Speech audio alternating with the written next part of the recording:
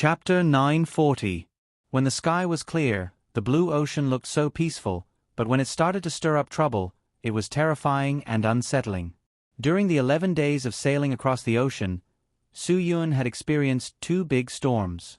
Of course, Gu Chia did not take the relatively big one seriously, although the merchant ship was almost overturned. The captain said that they were close to the north of Vancouver Island. If they continued forward, they would officially enter the sea northeast of Port Hardy. Gu Chia quickly made a few phone calls and arranged for people to contact them. If they wanted to go back smoothly, they would need to get a pass. Gu Chia soon got a response, and then ordered the captain to continue forward. They passed Port Hardy without any problems and sailed southeast along the sea route.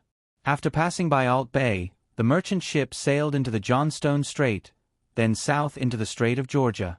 They passed by Courtney, Powell River, and Nanaimo, then east to the estuary of the Fraser River. Su Yun knew that Richmond was on the north bank of the Fraser River. If they went further north, they would pass by the Vancouver International Airport. After that, they would reach the city center of Vancouver. Their ship stopped at Steveston. Gu Chia stretched and smiled at Su Yun. "We're finally here. When you get off the ship later, you'll definitely feel that everything is shaky. You'll need a few hours to get used to it. After a few hours, your legs won't feel like jelly anymore." Su Yun did not feel like his legs were jelly. He was now worried about Guagua. Since their ship had arrived, Bao Shesong's ship should have arrived as well. However, he looked around and saw that they were the only merchant ship docked at the dock. The mercenaries on Gu Chia's ship transported the US dollars they had earned and handed them over to the people who came to pick them up. They were then taken away in a large bulletproof commercial van. Everyone on the ship walked to the dry land, greedily enjoying the dry sun and air. Some of the mercenaries couldn't wait to light up a cigarette and smoke.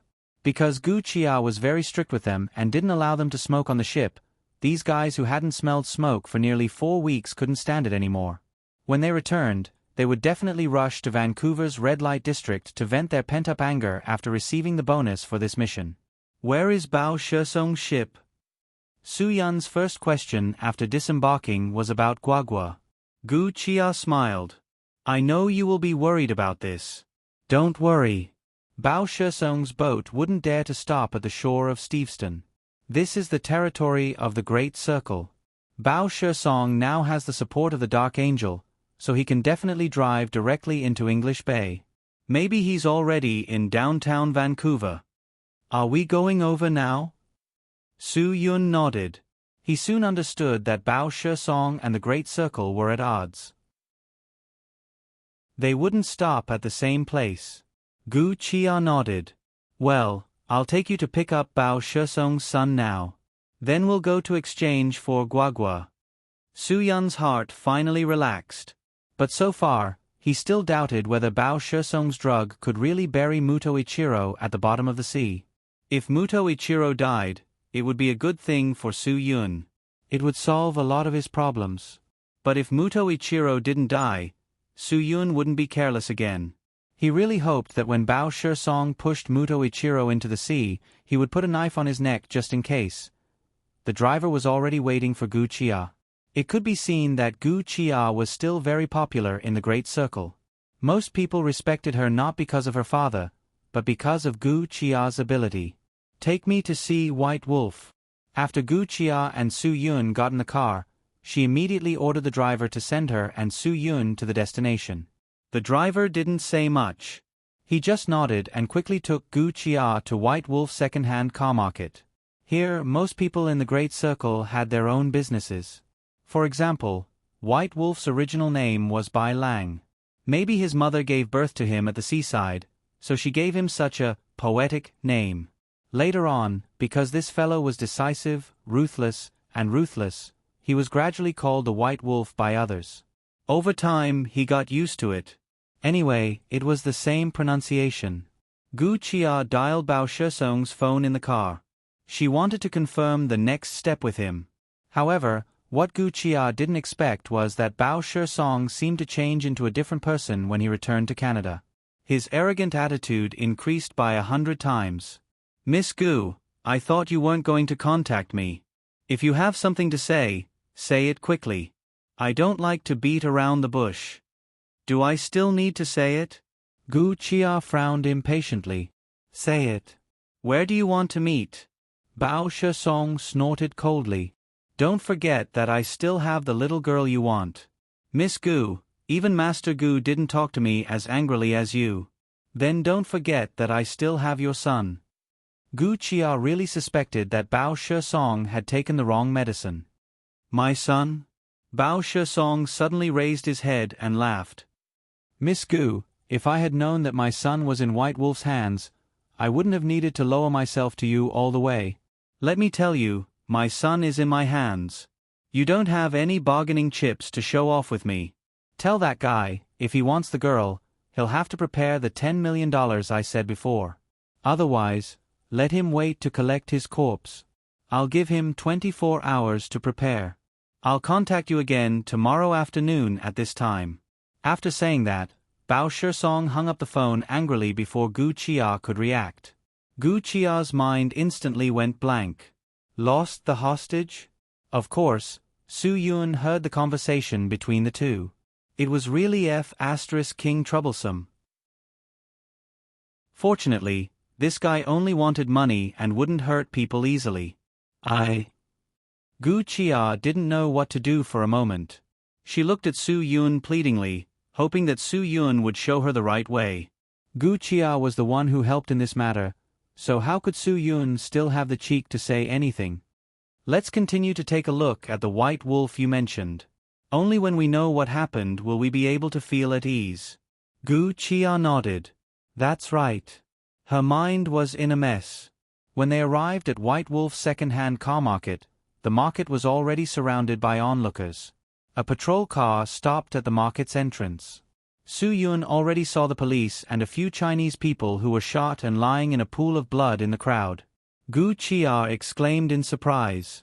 White Wolf was one of the people lying in the pool of blood. Miss, I don't think we should go there. We don't want to get into trouble. Seeing this, the driver slowed down the car. Driving there at this time was undoubtedly sending himself to the police for investigation. The police in Canada were different from the police in Huaxia. It took time, effort, and money to select and train a police officer. The police who could pass through the strict selection were very good. The police station would also take the initiative to bear the various consequences caused by the police's mistakes. Unlike in China, most of the official police officers were too old. Young and responsible people like Qin Wan-er were in the minority. The second and third generations who had sneaked in through connections usually sat in the office drinking tea and chatting. If something happened, it was the temporary police officers who went out for a walk. If something happened, it was the temporary police officers who took the blame. Chapter 941. Stop the car. I have to go over and take a look. Gu Chia was very stubborn on this matter. White Wolf had done a lot for the De Huan and the Chinese people in Canada. Although people like him often did not leave a good reputation and were rumored to be so fierce, people who really came into contact with White Wolf knew that no matter how fierce he looked on the surface, his heart was full of love for the Chinese people. Ever since Gu Chia knew White Wolf, she had never heard of him doing anything to betray the De Huan, nor had she heard of him refusing to do anything the De Huan asked him to do. Even when she asked him to invite Bao Shesong's son to stay for a while, White Wolf did not hesitate at all and agreed immediately. She did not expect that this matter would cause White Wolf to be killed. Thinking of this, Gu Chia could not help but feel regretful and sad. If she did not let White Wolf touch Bao Shesong's son, perhaps Bao Shesong would not be so cruel and ruthless. The conflict between the Chinese people was fierce, but after all, they were of the same origin. She did not expect Bao Shesong to be so ruthless. After getting out of the car, Gu Chia walked straight forward. She walked into the crowd and came to White Wolf's body. The patrol officer saw Gu Chia's strange expression and immediately got up. He quickly took out his ID and showed it to Gu Chia. Then he asked, "Do you know the deceased? What's your relationship? Are there any witnesses? If anyone can provide me with the appearance of the gunman, you can raise the price." Gu Chia ignored the police's question. She stood in the crowd and said to the many onlookers, "Please don't worry. The Da Huan will protect those who provide clues. Miss, please don't disturb our normal work. If you have any special relationship with the deceased, I hope you can cooperate with our work and come with me to the police station to assist in the investigation." The police saw that Gu Chia was strange and obviously knew the deceased and had a certain relationship with him. They immediately prepared to take her back to assist in the investigation. "Sorry, she doesn't have time." Su Yun immediately got out of the car and followed Gu Chia. He could not let the police take Gu Chia away. Guagua was still in Bao Shesong's hands. In Canada, he could only solve this matter with Gu Chia's help. After saying that, he said to Gu Chia in Chinese, "Instead of going through the witnesses and the police investigation, why don't we ask Bao Shesong directly? We'd better get out of here quickly, or else we'll be involved in a lot of complicated procedures." The police officer was stunned for a moment, then turned around to look at Su Yun. Perhaps it was because Su Yun had said a bunch of Chinese that he did not understand, so he could not help but be suspicious. "Please show me your ID." Su Yun did not come here on a proper visa. How could he show him his ID? "I'm sorry, I forgot to bring it." "Well, I'll go back and get it for you." Hearing this, the police officer took out the handcuffs on his back. "I'm sorry, sir. If you don't have any documents, I have the right to suspect that you are an illegal immigrant. Please come back with me for investigation." It wasn't to the extent of being an illegal immigrant, but Su Yun was now 100% an illegal immigrant. If he was arrested by the police, forget about finding Guagua, it would be a big problem whether he could get out of here. This matter was really King aggrieved. "Bao Shesong, you untrustworthy villain, don't let me see you, or I'll skin you alive," Su Yun cursed angrily in his heart. But at this time, the police officer's handcuffs were about to cuff Su Yun's wrists. Although Su Yun knew the seriousness of assaulting a police officer, his body still resisted uncontrollably. With a flick of his wrist, he flipped and moved, and the handcuffs that were originally going to cuff his wrists directly cuffed the police officer's hands behind his back. Before the police officer could warn Su Yun that his actions were seriously illegal, Su Yun knocked the police officer unconscious with his elbow. This series of events happened so quickly that the onlookers did not even realize what had happened. The whole process of Su Yun assaulting a police officer only took 2 or 3 seconds. Gu Chia also woke up from her grief and indignation. When she saw Su Yun assaulting a police officer, she knew that he was in trouble. She quickly pulled him back to the car and ordered the driver to leave quickly. In the car, Gu Chia said somewhat helplessly, "You really shouldn't have attacked a police officer. Assaulting a police officer is not a joke. Maybe you won't be able to hide from the police while you're in Canada. They will definitely do their best to arrest you. But if I'm brought back by them to be investigated and found to be an illegal immigrant, won't I be in jail for 10 days to half a month?" Su Yun said. "That won't happen. They will just send you back. Now that you've committed a felony of assaulting a police officer, if you're arrested, you won't be out for 10 days to half a month." Gu Chia said, "But don't worry, the big circle will do its best to cover you. You'd better not run around on the streets. I'll find a way to use my connections to persuade the higher-ups of the police station to resolve your matter." Su Yun was stunned. "You're going to bribe someone? Is that okay?" "There's no cat in the world that doesn't eat fish," Gu Chia said. "Do you think that the leaders here are clean and only Hua Xia's officials know how to abuse their power for personal gain? Officials anywhere in the world know how to abuse their power for personal gain. Otherwise, why do you think our boat returned so smoothly? If we hadn't bribed some people, our boat wouldn't have been able to enter the inner bay." Su Yun finally understood. It seemed that anti-corruption work was something that countries all over the world needed to focus on. If there were no more corrupt people who neglected their duties and abused their power for personal gain, there would be no more people who exploited loopholes in the policies to make money illegally. Only then could the world truly become a harmonious society. "Drive faster," Gu Chia ordered the driver. Su Yun wasn't worried about himself. It didn't matter if he was really wanted. After all, his feet were on his legs. He could run as he wanted. He wouldn't be stupid enough to stand there and wait for the Canadian police to catch him. Anyway, he didn't plan to stay here for long. So what if he offended the entire Vancouver police station? The person who killed White Wolf must have something to do with Bao Shesong. As long as we find Bao Shesong, we can find the murderer. Su Yun said, "You've done enough for me. I just need some background information on Bao Shesong. I can take care of the rest myself." Su Yun was ready to do it himself. The fewer people there were, the easier it would be to deal with things. This principle was very clear. "I'm afraid I can't do anything about it." Gu Chia shook her head. Once Bao Shesong returns to Vancouver, he will be protected by the Dark Angel. It will be difficult to find out where he is in a short time. Come home with me first. We need my father's help on this matter. Su Yun frowned. Every minute wasted meant another minute of danger for Guagua. But other than Gu Chia's proposal, what other ideas did he have? At this point, only De Huan could help him. No one else could. Chapter 942. In this city, and even in this country, the prosperity and strength of the Great Circle seemed to be directly related to the status of the Chinese. As long as one lived in this world, they were all secular. The Great Circle was prosperous, so other aborigines and immigrants would naturally look up to the Chinese. Especially the Indian gang, they would not dare to bully the Hua Xia easily. If the Great Circle declined, the Hindustanis of the Hindustanis would look down on the Chinese. Of course, the Indian gang was not called the Indian gang. It was an Indian society, so the Chinese called it that. There was no racial discrimination, but these Indians always thought that their country was richer and stronger than Hua Xia, so they felt that their status in Canada was higher. Regarding this point, the people of the Great Circle and other Chinese did not agree, so there was some conflict between the two gangs.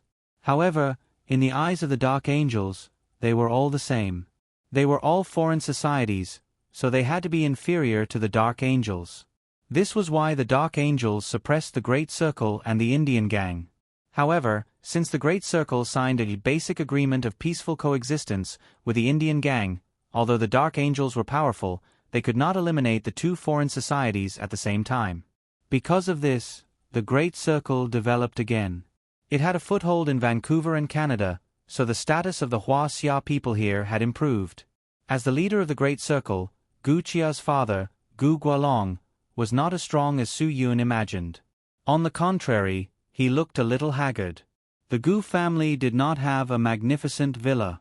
The Gu family's villa might be called a mansion in Hua Xia, but in Canada, a country with few people, it could only be regarded as a mid-level villa. Compared to those with golf courses, swimming pools, and even their own docks, it could even be said to be a little shabby. The Great Circle was not a large multinational arms group as Su Yun imagined. It was just a society that united all the Chinese. The members generally had their own businesses. The president of the Great Circle, Gu Gualong, was mainly in the seafood business, and arms were part of his business. This was also a new business that he had been forced to expand by the Dark Angels for many years. In addition to Gu Chia, Gu Gualong had another son, who was Gu Chia's brother, Gu Tianji. Gu Tianji was not Gu Gualong's biological son, but his half-brother's son. To a certain extent, he was just Gu Chia's cousin, and they didn't have the same grandmother. However, his ancestors had already passed away. Gu Tianji's parents had both died in a plane crash. He had stayed by Gu Gualong's side for more than 10 years, and Gu Gualong had always treated him as his own son. Gu Gualong was very surprised that there were guests at home, and they were guests that Gu Chia had brought back from Hua Xia. However, the Hua Xia people were born with the idea that it was a pleasure to have friends from afar. Ever since Su Yun entered the house, he had been treated very politely. Gu Chia brewed some flower tea and everyone sat in the living room. After hearing Su Yun's explanation, Gu Chia added what had happened to the White Wolf today. Gu Gualong's reaction was still calm. After all, at his age, he had seen through many things. However, there was one thing that he could not accept. Bao Shesong could compete with him for business, but he would not kill the White Wolf because of these conflicts. After all, everyone was Chinese outside. If it were not for the fact that they were Chinese, Gu Guolong would have had the chance to send Bao Shesong to hell when he betrayed the big circle a few years ago. So, that girl is still in Bao Shesong's hands. Does he want ransom? Gu Tianji frowned. He did not like this guest who had come from afar, because his appearance seemed to have disrupted their lives. Gu Chia nodded. I know that Bao Shesong is despicable, but I didn't expect him to be so despicable. You actually let the White Wolf kidnap his son. Why didn't you discuss this with your family? Why didn't you discuss it with me? Although Gu Tianji felt that Gu Chia's actions were very wrong, he did not dare to blame his sister too much. If I told you, you would definitely say that it's better to avoid trouble. Gu Chia knew her brother very well. But I have to help Su Yun. Gu Guolong's face darkened. He did not say anything. The White Wolf's death made him very sad. However, he did not expect that this matter was actually related to his daughter. To put it more seriously, it was indeed his daughter's actions that caused the White Wolf to get into trouble. Otherwise, Bao Shesong would not have killed him. There were some words that Gu Guolong could not say, but Gu Tianji was still a young man with a lot of anger. He did not care about hospitality and said unhappily, "You harmed the White Wolf in order to help an outsider. Chia, I know you have your own ideas since you were young, but can you be more mature? Don't be so impulsive. This matter has nothing to do with her." Su Yun said, "It's all because of me. I'm very sorry about this. Old Gu, I'm sorry. It's already happened. There's no point in saying sorry again." Gu Guolong said, "I just want to know what kind of help you and Chia need when you come to our house. It's not easy to go out. We are all Chinese. I will do my best to help you." Su Yun was already very sorry. How could he still have the nerve to ask for help? "I'm already very grateful to Gu Chia for bringing me to Canada." Su Yun said, "I'll find a way to solve the rest myself. I'm only here for this because I want to say sorry for what happened. Old Gu, I'm really sorry." "What are you talking about? How can you solve it yourself? Bao Shesong has the Dark Angel backing him up." Gu Chia glared at Su Yun and then said to her father, "Dad, when we went to find the White Wolf, because the police investigating the incident wanted Su Yun to show his ID, he had no choice but to attack." "He attacked the police?" Gu Guolong was really surprised by this young man. After causing so much trouble, he still dared to attack the police in Vancouver. Some people were good at dealing with both the good and the bad, but this Huaxia boy was good at dealing with both. Even if Gu Guolong were to return to his youth, he wouldn't be half as courageous as him. "Chia, are you joking with us?" Gu Tianji was speechless. "You brought a guy who attacked the police to your house. Do you think the police won't find out? You're too naive." "Naive. Naive. Can't you say something else besides that I'm naive?" Gu Chia was a little impatient. "Then what do you think I should do? Leave him there and hand him over to the police?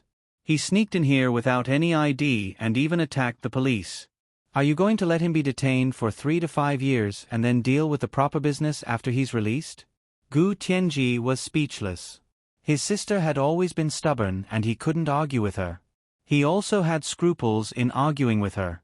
After all, when he came to this house as a teenager, he had already begun to remember things. He was very clear about his identity.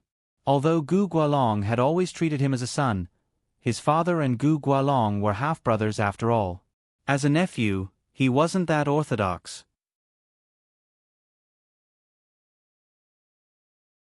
Chapter 943. Where do you think you are? You're not familiar with this place. Do you want to fight Bao Shesong alone? Not to mention that he has Dark Angel as his backer. What are you going to do about him alone? Gu Chia was anxious when she heard that. "I will find a way to smooth things over with the police. You can stay here without worry. No matter what happens, I will help you." Su Yun was touched by Gu Chia's kindness, but he could also see that although Gu Guolong did not dislike it, he did not seem to want to stop it. After all, he had his own concerns. If it were not for Dark Angel's support for Bao Shesong, he would have fallen out with Bao Shesong long ago. However, he had to think about the overall situation. In addition, Gu Tianji was obviously opposed to this matter. He obviously did not want an outsider to disturb their lives. The Great Circle had finally recovered in the past few years. Now, they had to cause trouble for an outsider. It was simply unwise and irrational. Su Yun did not want Gu Qia's kindness to become a burden. Although the Great Circle was the most powerful fist of the Chinese in the city, it was not to the point where it could cover the sky with one hand. People always had to understand each other. Su Yun understood their difficulties. The attack on the police is not as easy to deal with as you think. Gu Tianji, who had been in charge of these relationships, could not help but say, "Chia, you know what we do. The police are already being polite by turning a blind eye to many of our things. They will not forgive you for attacking the police. You don't have to do anything about this." Gu Chia was quite firm. "I will find a way myself. Those people have taken a lot of benefits from our Great Circle over the years, and we have never caused them any big trouble. Compared to Dark Angel who deals in drugs and those Indian gangs who cheat, steal, and rob, our Great Circle has given them a lot of peace." Gu Guolong finally sighed and said, "Chia, there are some things you have to consider for the overall situation. I know that you want to help your friend, but have you ever thought about how confident our circle would be if we were to fight against the Dark Angel? Whether it's people or guns, we have no advantage. Do you think this kind of gambling is worth it?" There was a hidden meaning in his words. Is it worth it for this person? Of course, Gu Guolong knew his daughter very well. He knew very well that Su Yun was not a simple guy if he had the ability to get on his daughter's boat. This kind of man often had a fatal charm for girls. His own daughter had also reached the age of yearning for love, so it was inevitable that she would be attracted to this kind of charm. "Dad, while we are helping Su Yun is also helping us." Gu Chia said, "I know the situation of the Great Circle. I also know that the Dark Angels are against the Great Circle. I also know that the Indian gang is constantly causing trouble for us. Su Yun has the ability to help us out of our current predicament." "What ability?" Gu Tianji said bluntly. He did not believe it, because for so many years, it was already difficult for him to do something that was recognized by the large circle of Chinese people. How could an outsider do it? "Based on my understanding of him," Gu Chia answered without hesitation. Su Yun was really struggling because he did not know Gu Chia's understanding of him. He thought that she just wanted to help him out of some kind of loyalty. Gu Tianji had nothing to say. If he continued to talk, there would definitely be a quarrel. It was obviously unwise to quarrel with Gu Chia, so he would rather lower his head. Gu Guolong's trust in his daughter was much higher than his trust in Gu Tianji. Otherwise, the alms business would not have been handed over to Gu Chia to manage. "Chia, maybe you know your friend, but we don't know him. But we don't understand him. If you want De Huan to help him, sure. Let him prove it to us and see what ability he has," Gu Guolong said. With that said, he looked at Su Yun. "Little Su, please don't mind what I said. The Great Circle isn't a charity organization. We won't help someone for no reason." Su Yun knew that Gu Guolong had something for him to do. "Old Gu, if you have any orders, just say it. Even if you don't help me, I should do anything for you. After all, if it wasn't for Chia's help, I wouldn't even have the possibility to come here. Now I'm very grateful." When Gu Chia heard that her father was about to make a request, she said anxiously, "Dad." Gu Guolong raised his hand to signal his daughter to stop interrupting. He said calmly, "Don't worry, I will arrange for little Su to handle the matter with the police. But at the same time, he has to help me do something. Only then can I believe that he is worthy of my falling out with Bao Song and making a request. Chia, this is my bottom line." Gu Chia stopped talking and sat at the side drinking tea helplessly.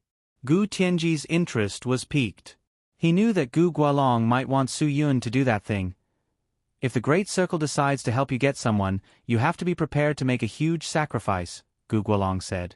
"I need to know if this sacrifice is worth it. If you can stand up and be prepared to sacrifice for the Great Circle, then I will help you. This is a very simple principle. I think you should understand." Su Yun nodded. He knew what Gu Guolong meant. There is a large-scale car repair shop at the 13th Street. Gu Guolong continued, that place used to be the birthplace of the Great Circle. It was also there that I met the former president of the Great Circle. Our Great Circle does not discriminate against Chinese people of any status. As long as they don't steal or rob and do legitimate business, we welcome them even if they are just shoe polishers on the street. Because I used to be just a fish seller. It was not easy to go abroad. Su Yun could imagine this. This kind of Chinese group was beneficial to the Chinese. At least it could unite the Chinese and prevent them from being bullied and ostracized by outsiders. But a few years ago, Bao Shesong betrayed the Great Circle. When the Great Circle was fighting against the Dark Angel, the Indian gang stepped in. Since then, the car repair shop has been taken over by the Indian gang. Gu Guolong said, although the Great Circle and the Indian gang reached a principle of peaceful coexistence in the end, they did not return the car repair shop. Su Yun roughly understood what Gu Guolong meant. Old Gu, you want me to help you get the car repair shop back, right? Gu Guolong nodded. Because the Great Circle and the Indian gang have an agreement, we can't do anything. You are not a member of the Great Circle. If you can do this, I promise to help you deal with Bao Shesong. Dad, the Indian gang has already treated the car repair shop as their base. How can he deal with it alone? Gu Chia was, of course, worried. Although Su Yun had defeated her entire mercenary team on the boat, they did not use weapons. And the Indian gang in the car repair shop had guns in their hands. Su Yun smiled faintly. I thought it was something big. Since old Gu said so, I will do it now. It's too late now. Tomorrow. I will arrange for someone to send you there tomorrow. Gu Guolong was surprised because Su Yun was too calm. Su Yun nodded. Okay. I will listen to old Gu's arrangements. Dad, don't tell me you have really made up your mind. Gu Chia was stunned for a moment. Then she said to Su Yun, they have guns and a lot of people. Don't underestimate them.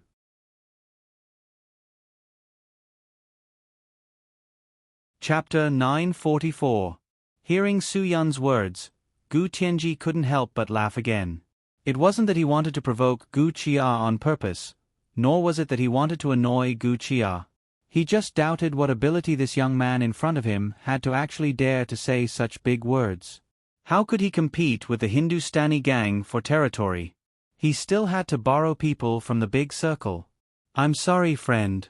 It's not that I'm narrow-minded, but I'm a member of the big circle. I have to consider the interests of the big circle. Gu Tianji said, if you go and snatch territory, I can lend you guns and bullets. I can give you as much as you want. But the big circle will not contribute any manpower. After Gu Tianji finished speaking, Gu Chia rolled her eyes at him, but he was praised by Gu Guolong. Gu Guolong could not say such words, but he would not lend it to Su Yunren. If he used the brothers of the big circle to compete for territory, then it did not matter whether Su Yun was there or not. No matter what the final result was, the big circle's interests would be sacrificed. Su Yun smiled faintly. Of course. If I let the big circle contribute, then it would be meaningless. Just tell me how many guns and ammunition you want. When Gu Tianji heard that Su Yun did not want any manpower, he was somewhat shocked and impressed. But he quickly realized that the guy in front of him would not give up until he saw the coffin. Although the Indian Hindus looked dejected, and their skin made them feel like they were covered in dirt all day long, when they were really ruthless, it was not a joke. Think about the high crime rate in India. There were often cases of car accident, school accident, and even the police involved in the news of car accident. The people of that magical country were nurtured with divine oil full of energy. They were not to be trifled with. If they were pushed too far, they would bite back ruthlessly. Su Yun shook his head. No need. I've already troubled the big circle so much. How can I have the nerve to take their firearms? You don't have to be so polite about this. Gu Guolong said, after all, I have some small firearms business. If you need anything, just tell me. Don't be shy. I'm really not being polite. I really don't need it. Su Yun smiled. He was very respectful towards Gu Guolong. As the leader of the big circle, he was much more approachable than Su Yun had imagined. Moreover, the benefits he had brought to the Chinese in Canada were not just a little bit. Many Huaxia businessmen who had endured humiliation in the past were able to straighten their backs after joining the big circle. Before Su Yun could continue to refuse, Gu Chia took out an Italian Beretta 92F pistol from her waist and handed it to Su Yun. 15 bullets. At least it can help you. In the face of Gu Chia's kindness, Su Yun didn't know how to refuse or decline. He could only accept it. He didn't intend to start a massacre. Although the Hindustanis in India had done some despicable things, they didn't deserve to die. Moreover, once he took back the auto repair factory with a large-scale massacre, the hatred between the Great Circle and the Hindustani gang would be even greater. Perhaps there would be a huge potential danger. It was a good gun. Since the gun was introduced in 1985, it had dominated the competition. It was selected by the U.S. military as the M9 and became popular. 4 years later, the U.S. military selected the gun again and renamed it as the M10. Currently, the U.S. military was fully equipped with it. During the Gulf War, the U.S. military officers above the rank of lieutenant, including the commander-in-chief, had Beretta 92F pistols on their waists. This gun had high shooting accuracy. The opening and closing action was completed by the iron of the lock up and down to avoid the impact of the barrel moving up and down. Moreover, the failure rate was very low. It was highly adaptable in harsh combat conditions such as sand, dust, mud, and water. Perhaps this was the reason why Gu Chia wore this pistol as her last line of defense. Gu Chia's pistol was very clean. The lusterless PTFE coating was brand new. Obviously, she hadn't used it much. To her, it was more like a defensive decoration. Su Yun skillfully took the pistol apart, checked it, and quickly put it back. The whole process took less than 10 seconds. He didn't even have to look to know the structure of the pistol. He was very familiar with it. As long as it wasn't a gun that was just developed this year, Su Yun was as familiar with it as he was with his own body structure. Gu Tianji looked at Su Yun with his mouth wide open. Obviously, Su Yun's cool behavior shocked him. If it wasn't for someone who dealt with guns all year round, it would be difficult for him to be so agile. Gu Guolong had a whole new level of respect for Su Yun, so much so that he regretted sending Su Yun to deal with the matter of the 13th Street's auto repair shop. This matter was not just a normal kind of dangerous. If Gu Guolong had the chance to make a decision, he might not have sent Su Yun to do such a dangerous task. However, a man should be true to his words. If Gu Guolong was a person who went back on his words and was full of jokes, he wouldn't have been elected as the leader of the big circle. What did you do before? Gu Guolong asked lightly. There was no need for Su Yun to lie here. Moreover, he skillfully dissected and put the pistol back together. If he lied, it would be too easy for him to be seen through. I was in the army for a while. I was fired because I disobeyed the management of the organization. Huaxia's soldiers won't disobey the organization casually. Gu Guolong also smiled. It seems that you caused a big mess. Haha, old Gu, you really have sharp eyes. Su Yun smiled bitterly. He did cause a big mess. Gu Chia knew that Su Yun kept those little secrets in his heart for so many years. Today she couldn't help but blurt out, "How could Yen Long be fired? That's impossible, right?" Su Yun was shocked on the spot. Gu Chia actually knew his identity? However, during this period of contact, Gu Chia didn't mention Su Yun's identity. This was what surprised Su Yun. How did Gu Chia know? After all, not many people knew about Su Yun's identity, even in Huaxia. Gu Chia saw Su Yun's shock and smiled embarrassedly. I didn't mention it to you before. Actually, I knew about you a few years ago. If it was said that Su Yun was only shocked just now he was truly stunned. A few years ago, before he left the Dragon Brigade, he only knew a few women. No, it should be said that he only had contact with a few women. Moreover, he had never been to North America. How could Gu Chia know him? You must have mistaken me for someone else. Su Yun wasn't a movie star. His identity wouldn't be exposed. Therefore, it was impossible for girls to worship him like he was Superman. I might have mistaken you for someone else. However, the intelligence department of the American Special Forces will never make a mistake. Gu Chia smiled. I saw your information in their confidential files. Don't worry, we won't say anything. It doesn't matter if you admit it. What the F***? Su Yun should have thought about it. Even if Snowden didn't expose the fact that the United States was spying on the communications of other countries, the United States theft of communications still existed. The American Special Forces could even get their hands on the confidential information of the Dragon Brigade. This damned American empire really needed to be taught a lesson. Gu Guolong stared at Su Yun in surprise. He wasn't surprised by Su Yun's identity. He was surprised that his daughter dared to hack into the website of the American Special Forces.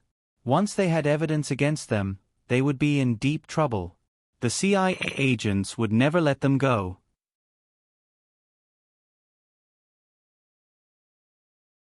Chapter 945. Gu Tianji glanced at his sister helplessly. Chia, it's not the first or second time you've been to the trade route on the sea. Other than the high-priced mercenaries around you, you should have seen many kings of special forces. Even if you only watch TV, you should know that the SEALs, the Green Berets, the Black Berets, the Delta Force, and those brave and skillful troops that make their opponents tremble in fear are all people with steel and iron bones. And he... Gu Tianji glanced at Su Yun. I'm afraid even the members of the Marine Corps are stronger than him. Su Yun wasn't the kind of big guy who could scare people to death with just his muscles. In fact, he didn't even look as burly as Gu Tianji at first glance. However, this was just on the surface. Those Tai Chi grandmasters who lived in seclusion in the cities or forests of China, even if they were old, could still easily defeat the king of one-on-one duels in the Marine Corps. It's getting late, I'll leave first. Su Yun was not a thick-skinned person. He could see that Gu Chia was enthusiastic, but Gu Tianji did not welcome him, and Gu Guolong maintained a neutral attitude, so Su Yun did not want to stay here. You can't go anywhere tonight. Stay at our house. Gu Chia rejected Su Yun's request to leave. Where could he go when he was unfamiliar with this place? Gu Tianji saw that Gu Guolong had no intention of asking Su Yun to stay, so he did not care about going against his sister's wishes and said, It's not that the Gu family is not hospitable, but the current situation does not allow you to stay. After all, we haven't been able to clear our relationship with the police. If a person who attacked the police is found in our house, I'm afraid it will be difficult for us to explain clearly. Who do you think will come to our house to search? Gu Chia retorted, Dad, no matter how bad you are still the leader of the big circle. The government and the police know this very well. They would not come here to search unless they are crazy. Su Yun is not going anywhere today. Where can he go if he leaves our house? He came back on my boat. Without any documents, the hotels and hostels won't let him stay. We can't let him sleep on the streets, right? Gu Guolong knew his daughter's thoughts, but what Gu Tianji said was not unreasonable. After all, Gu Chia was present when Su Yun attacked the police today. Someone must have recognized her. If the police investigated this point, it was inevitable that there would be a late-night visit. Dad, say something. Gu Chia was a little anxious. Her father's attitude made her a little disappointed. Su Yun smiled. Chia, don't make things difficult for old Master Gu anymore, I understand. Even if you insist on keeping me here, I won't. I don't want to cause you unnecessary trouble. When I attacked that policeman, many people saw it. You and I were there at the same time. You know it very well. Then tell me where you can go. Give me a satisfactory answer, and I'll let you leave, Gu Chia said unhappily. If a man couldn't even get through one night, how could he be called a man? Su Yun scratched his head. I definitely have a way. Gu Chia ignored Su Yun and glared at Gu Tianji unhappily. Then she turned to her father and said, Since you don't want to keep Su Yun, I'll find a way to arrange for him. Dad, you really disappoint me. After that, Gu Chia quickly walked to her room. A minute later, she changed into a coat and walked out with the car key. She directly said to Su Yun, "Follow me." "Where are you going?" Su Yun said awkwardly. He didn't expect that his appearance would make the Gu family somewhat disharmonious. "Don't talk so much nonsense," Gu Chia said and walked out of the house without looking back. Su Yun was helpless. He could only smile at Gu Guolong embarrassedly and followed Gu Chia to leave. Gu Guolong sighed and shook his head helplessly. He knew his daughter's personality very well. He couldn't stop her and could only let her do whatever she wanted. As the saying goes, a grown girl can't be kept at home. Although Gu Guolong didn't have the patriarchal mindset of Hua Xia, he couldn't help but hope that he had a son at this time. "Dad, I don't think you should continue to indulge Chia." After Gu Chia and Su Yun left, Gu Tianji said tentatively, "It's easy for her to get herself into big trouble." "Yes. Who can say no?" Gu Guolong said, somewhat mentally and physically exhausted, "But Chia has grown up. She has her own ideas about many things. It's hard to be a father. You will understand when you become a father. I really hope Chia's mother can come back soon. Except for her, I'm afraid no one can persuade Chia." Gu Tianji was depressed and wanted to go out for a drink. He got up and said, "Dad, I still have some things to deal with. I'll go out for a while. Call me if you need anything." "Go. It's good for young people to be busy." If Gu Guolong knew that his son went out to drink instead of work, he would probably want to beat him up. After Gu Tianji left, he quickly made a few phone calls and asked his friends to meet at the bar they frequented. Gu Chia drove Su Yun away quickly. Along the way, she did not speak with a sullen face. Su Yun also sat silently beside her, letting her vent her dissatisfaction with him by using silent violence. In the end, Gu Chia could not help but say, "My dad is a soft-hearted person. As long as you say that you have nowhere to go tonight, he will definitely not drive you away. If I can't even do such a small thing as spending a night by myself, why does Mr. Gu believe that I can help him get back the auto repair shop tomorrow?" Su Yun said, "Chia, I have troubled you too much. I feel embarrassed." "What's there to be embarrassed about between you and me?" Gu Chia said, "You make me feel more distant." Su Yun shrugged his shoulders and did not know how to answer. He asked, "Then where are you taking me now?" "Girls always have some close friends." Gu Chia said, "Since you don't want to stay at my house, I have to find a way to settle you down.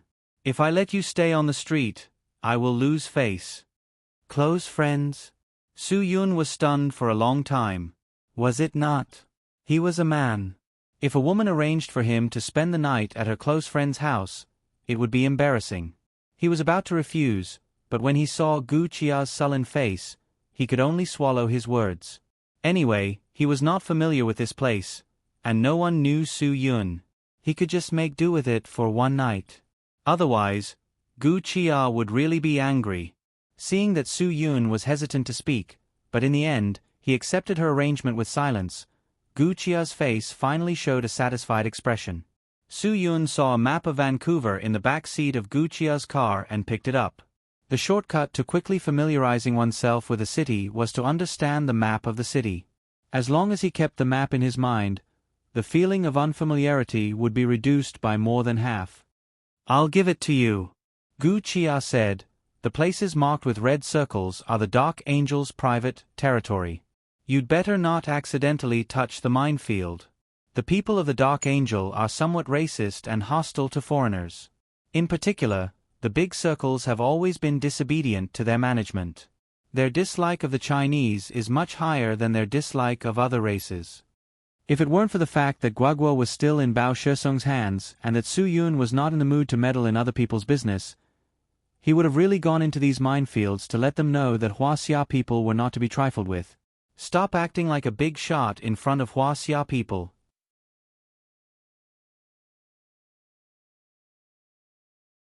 Chapter 946. Gu Chia's best friend was a typical Chinese European. Although it was not strange for Westerners to be generous and open-minded, Lilith was only wearing thin and translucent pajamas. When she saw Gu Chia bringing a man over, she did not have the intention to change her clothes. On the contrary, she looked at Su Yun up and down with a rather hot gaze, which made Su Yun feel a little creeped out. Gu Chia shook her head helplessly and introduced the two to each other. She also repeatedly reminded Lilith that it was best to control her lonely and restless little heart and not do anything out of line. Otherwise, she would not forgive her. In this regard, Lilith promised very straightforwardly, but her eyes were still staring at Su Yun up and down with interest. Su Yun felt a little embarrassed and had to avoid Lilith's gaze. Fortunately, Gu Chia was also there, so he did not feel uneasy. Su Yun was still very conservative in his bones. After all, he grew up in the Hua Xia army. His thoughts and soul were purer than the average person's. This was not a reaction that a hypocrite could fake. I still have something to do, so I'll leave first. Please take care of Su Yun. Gu Chia got up and said to Lilith, "Don't mistreat my distinguished guest." "You don't have to worry at all." Lilith promised Gu Chia and half-jokingly said to Su Yun, "Even if he asks for 2 bar dancers to come here to drink with him, I will help him contact them and take the initiative to make room for him to behave atrociously." Gu Chia glared at Lilith speechlessly. This girl really talks without thinking. Sigh, there was no other way. Lilith was the only best friend that Gu Chia could trust. Lilith knew almost all her secrets. If she did not confide in some things, Gu Chia would be very depressed. Her psychiatrist told her that the simplest solution was to find a trustworthy friend to confide in. As a result, Lilith became Gu Chia's secret bucket. No matter if it was a big matter or a trivial matter, Gu Chia would tell her everything. Therefore, after Gu Chia returned to the shore last time, she told Lilith all about Su Yun, the man who made her heart flutter. Lilith was no stranger to Su Yun, but it was Su Yun's first time meeting Lilith. Obviously, he was destined to be restrained. When Gu Chia mentioned that she wanted to leave, Su Yun could not sit still. However, Gu Chia told Su Yun very seriously, "I have to solve the problem of you assaulting the police as soon as possible. If this problem is not solved, you will not only have to face the problem of the garage, but also the thousands of police officers in Vancouver. The police here are different from Hua Xia. They have the power to kill people like you who threaten the authority of the police. So you'd better stay here obediently and wait for me to inform you that you can go out tomorrow. Then you can leave." Su Yun really didn't want to make this matter so big, but now that things had reached this point, who could he blame? He could only blame himself for being too impulsive. "Don't worry and go. I'm here. I won't let him leave casually," Lilith promised. After that, she looked at Su Yun jokingly, "With such a sexy girl like me here to accompany you, are you willing to go out and run around?" Gu Chia saw Lilith's unscrupulous teasing and rolled her eyes helplessly. Even if he couldn't help but have a restless heart, he should wait until she left. After sending Gu Chia away, Su Yun had to try to accept the reality of living in Lilith's house. Lilith lived alone. Looking at the structure of the house, the room was really not small. Compared with Hua Xia's family living in a 100 square meter building, a single girl in Canada had N rooms and N halls. It was obviously too extravagant. There was a large wine cabinet in Lilith's house, which was full of all kinds of drinks. Hua Xia's white wine, Russian whiskey, European and American whiskey, there was everything. Perhaps because the guest Su Yun was a Hua Xia, Lilith found a bottle of Nulanchen Erguotu in the wine cabinet and took 2 wine glasses to Su Yun. She skillfully added a few ice cubes from the ice bucket into the wine glasses and said to Su Yun, "My mother and grandmother are both Hua Xia people, and my father is of mixed French and Chinese descent. They are all stock investors on Wall Street. But I don't like that kind of fast-paced life, so after graduating in Toronto, I decided to stay in Canada. Chia and I knew each other in college, and we have a very good relationship." While speaking, Lilith had already poured 2 glasses of Nulanchen Erguotu with ice. Baijiu was known for its strong strength, and Erguotu was famous for its strong strength in Huaxia. The Huaxia people did not have the habit of carrying a wine pot and drinking at any time and place like the Russians. Even if they drank strong liquor, they should at least have some peanuts as a side dish, right? Dry drinking. He really wasn't used to it. However, Since she had already prepared it with great hospitality, Su Yun was embarrassed to refuse. He picked up the wine glass Lilith pushed in front of him and took a sip. Lilith's alcohol tolerance seemed to be good.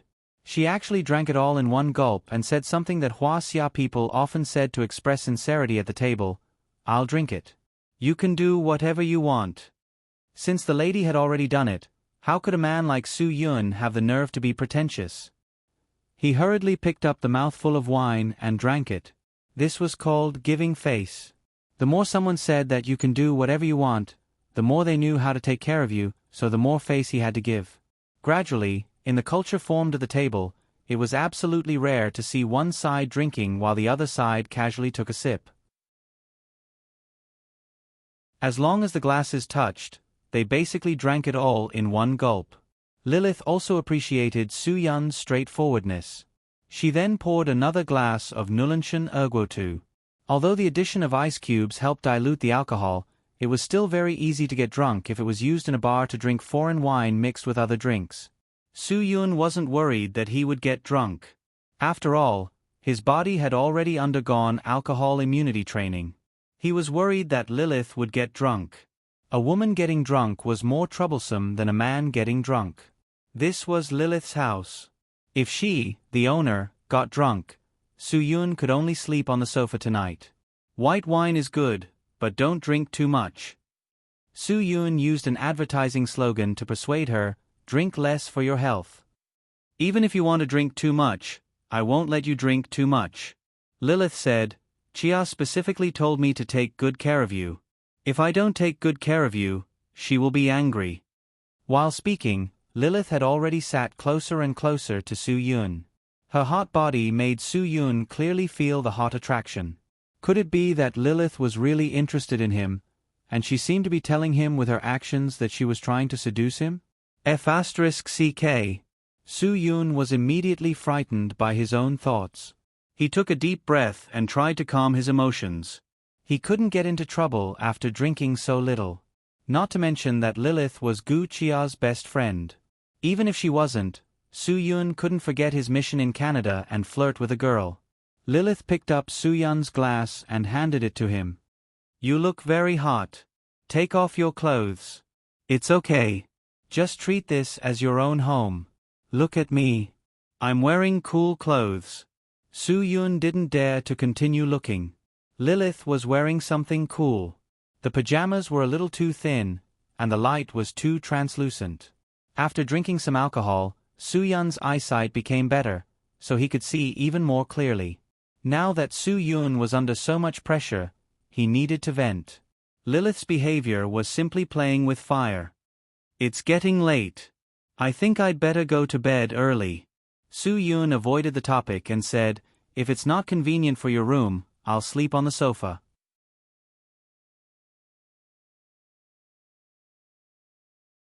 Chapter 947. Oh my God, these words are too blatant, aren't they? Although Su Yun was not flustered, he was still a little confused. Mixed-race people often had a special charm. Their beauty, generosity, and openness really surprised Su Yun. Moreover, the way they expressed themselves was not subtle at all. They threw an olive branch to Su Yun quite clearly, sending a sensitive signal, "I just want to sleep with you." Su Yun found it hard to accept and understand that Gu Chia's most trusted best friend would do such a thing.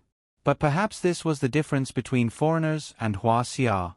No matter how open-minded Huaxia people were, they were far inferior to foreigners. Because of cultural differences, because of social relations, because of many things that were innate in their bones.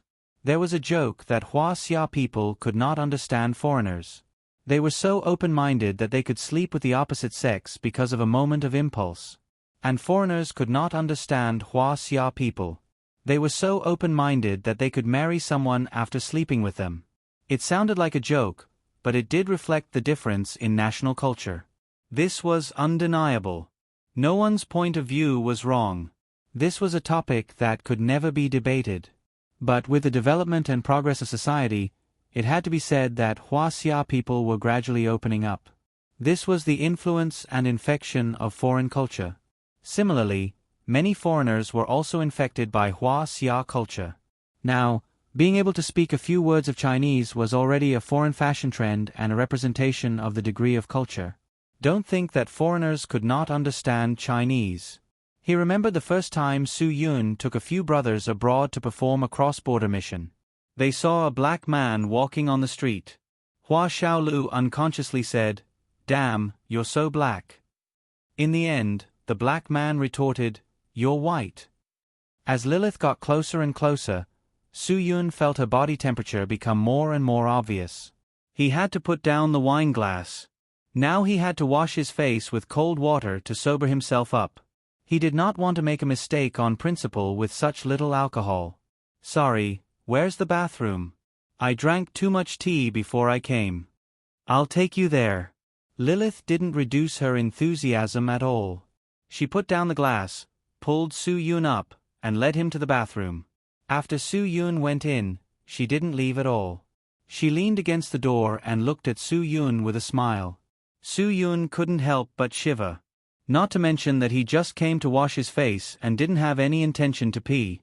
Even if he had the intention to pee, being stared at by a mixed-race beauty would probably scare him away. "Shy? Then I'll excuse myself."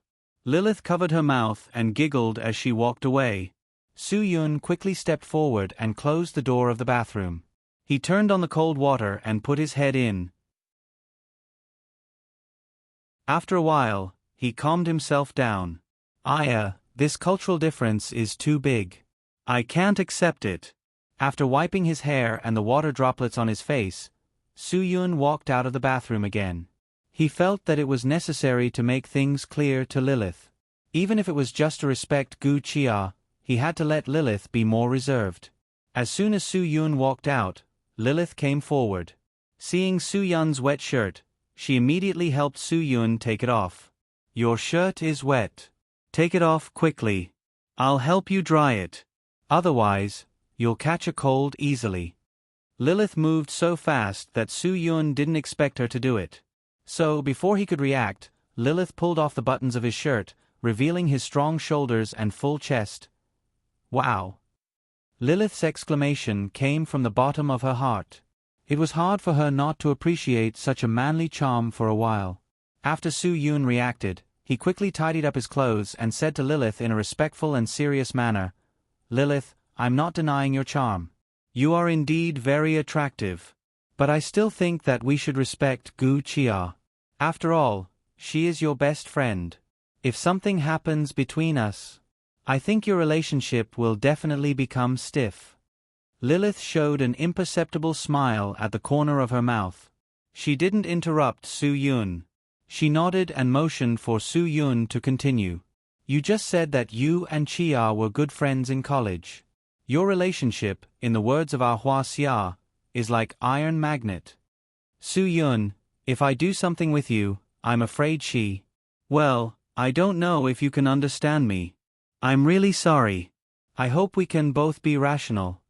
Clap, clap, clap. After Su Yun finished speaking, Lilith actually smiled and clapped her hands. Su Yun looked at Lilith in surprise. He was worried that this girl was on drugs. Why was she so crazy? Lilith saw Su Yun's horrified expression and couldn't help laughing. After a while, she held back her abdominal pain and said, Okay, I won't tease you anymore. It seems that you are not pretending. You are quite a gentleman. Not bad, not bad. Lu Xiaohui is your ancestor's relative, right? Ha ha ha. You. What do you mean? Su Yun was a little confused. Lilith shrugged her shoulders. Let's go and have a drink. Since you came to my house and passed my good friend's test, you are my brother from now on. Test? Su Yun was a little speechless. Were you joking with me just now?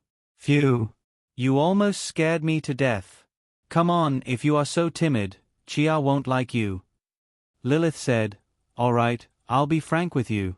What I did just now was to test you. If a man is so despicable that he will really have sex with his girlfriend's best friend, then this man must be a scumbag. I will never watch Chia fall into the hands of a scumbag. Su Yun smiled bitterly. It seemed that he was too confident just now. He really thought that his charm could make the mixed-race girl so desperate. However, I have to admit that I almost became a scumbag who would really be tempted by her best friend's man. Lilith said, just based on your chest muscles, if you weren't Chia's boyfriend, I wouldn't hesitate to eat you up. After a pause, Lilith continued, okay, let's stop joking. Although I like handsome guys and sometimes I am a little infatuated, I will not be reduced to a scumbag who would even touch her best friend's man. Soo-yoon actually wanted to explain that his relationship with Gu Chia was not that of a boyfriend and girlfriend as she said. At least, Soo-yoon did not think so. But if he explained now, it would inevitably make Lilith have other thoughts. Soo-yoon thought about it and decided to forget it. He did not need to explain anything. Drink a glass of wine to calm down. Lilith handed the wine glass to Soo-yoon again. Soo-yoon finally took the wine glass boldly and drank it. It was a false alarm. He was not afraid of anything happening tonight. Did Chia arrange it? Of course not. Lilith said, I acted on my own. However, before she left, I deliberately played a few tricks to hint to her that I would test you. She didn't tell me no, which means that she acquiesced. Now you know how strong our relationship is, right? She trusted me so much that she left her boyfriend for me to seduce and left without worry. Soo-yoon nodded and thought to himself, the two of you are really tough, but you still fooled me.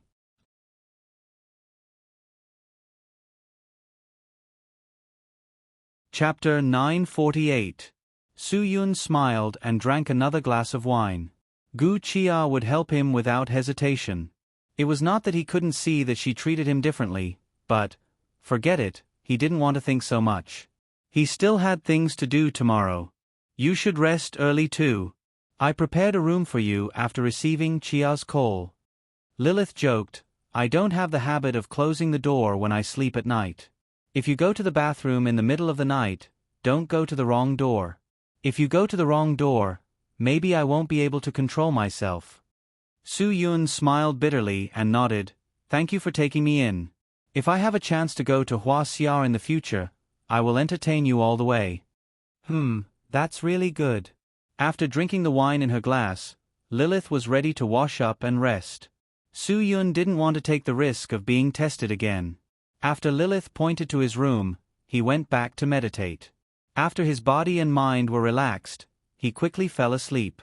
Because they had been on the boat for so many days, there was no need to adjust to the time difference. Soo-yoon woke up very early, but Lilith woke up even earlier than him. When Soo-yoon pushed the door open, Lilith had already jogged back for 20 minutes. She skillfully made breakfast for 2 people and invited Soo-yoon to eat with her. After eating, Lilith said to Soo-yoon very seriously, I'm going to work now. I hope you can control yourself and don't go out. The crime of assaulting a police officer here is very serious. If you want to go out, you must get Chia's permission. Otherwise, you'll have to bear the consequences. I know you have your things to do, but there is an old saying in Hua Xia, more haste, less speed. Do you understand what I mean? Soo-yoon nodded. Of course, he knew Lilith's good intentions. He wouldn't let Gu Chia's painstaking efforts go to waste. He had waited for so many days, so he didn't have to wait a little longer. After Lilith left, Soo-yoon turned on the TV and watched the news. He didn't receive a call from Gu Chia all morning, but he still made himself wait patiently. Lilith didn't go home at noon, so Soo-yoon didn't feel restrained. He found some simple microwavable food in the fridge and ate some. Finally, at 3:15 in the afternoon, Soo-yoon received a call from Gu Chia.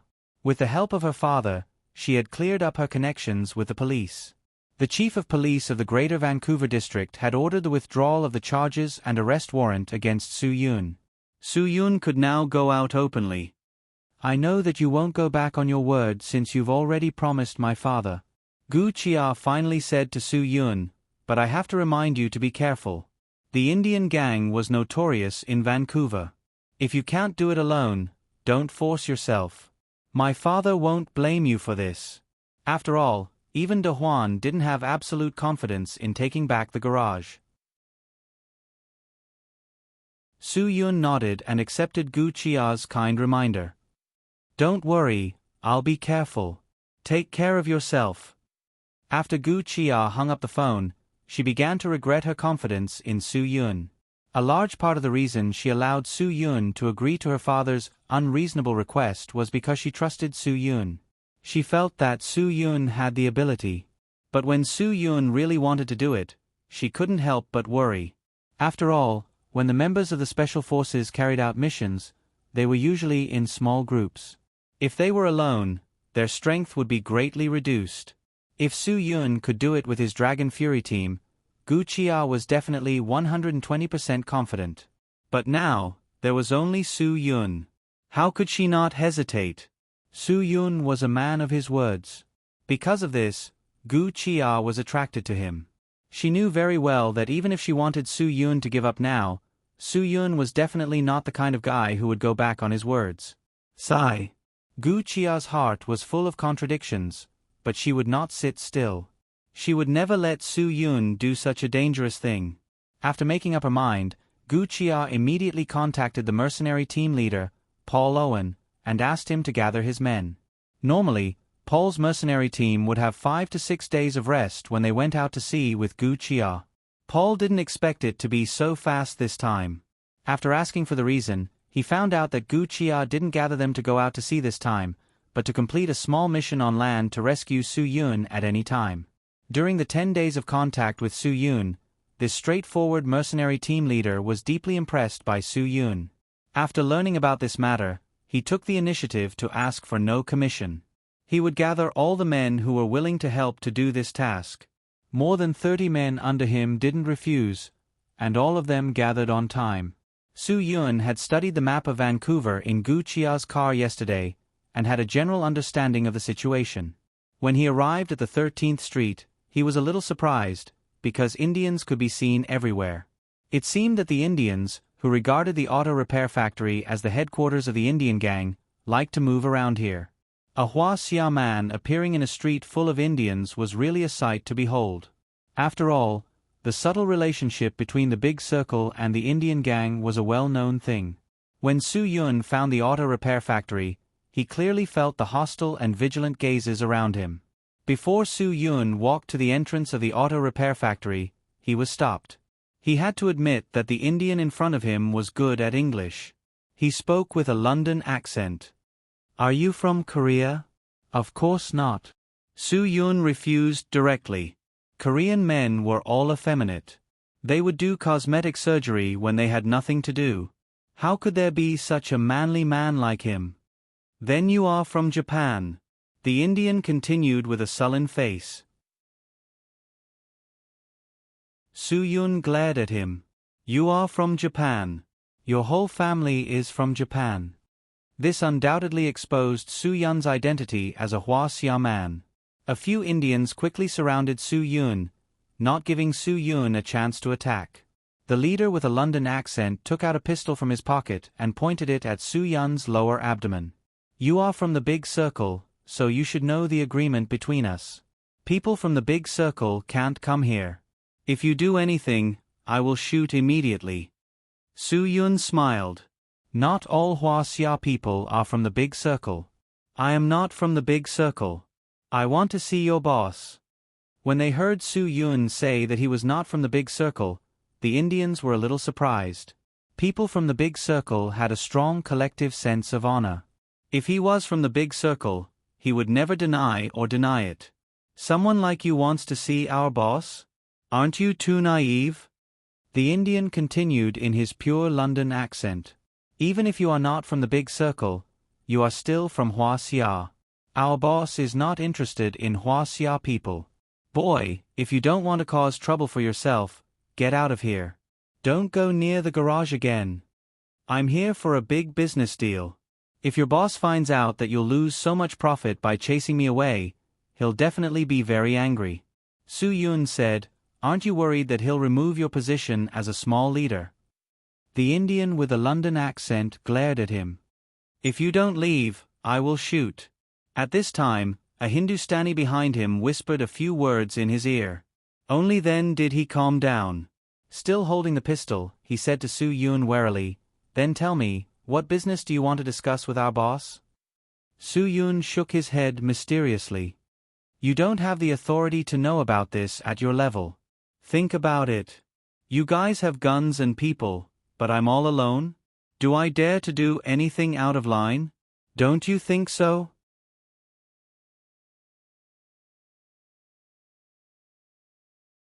Chapter 949. Su Yun was led by a few Hindustanis all the way to the auto repair factory. Su Yun also knew a little about Hindustani, so he quickly learned from the conversation of the Hindustanis that the guy who pointed a gun at him and brought him into the auto repair factory was called Akshamaku. Don't be fooled by his appearance, he was actually a small leader of their Hindustani gang. Su Yun also learned from their conversation that the leader of the Hindustani gang was called Almika, but he didn't know much about other things. However, Su Yun believed that he would be able to meet Almika soon. To be able to become the leader of the Hindustani gang in a country outside of their homeland, he was definitely not a simple person.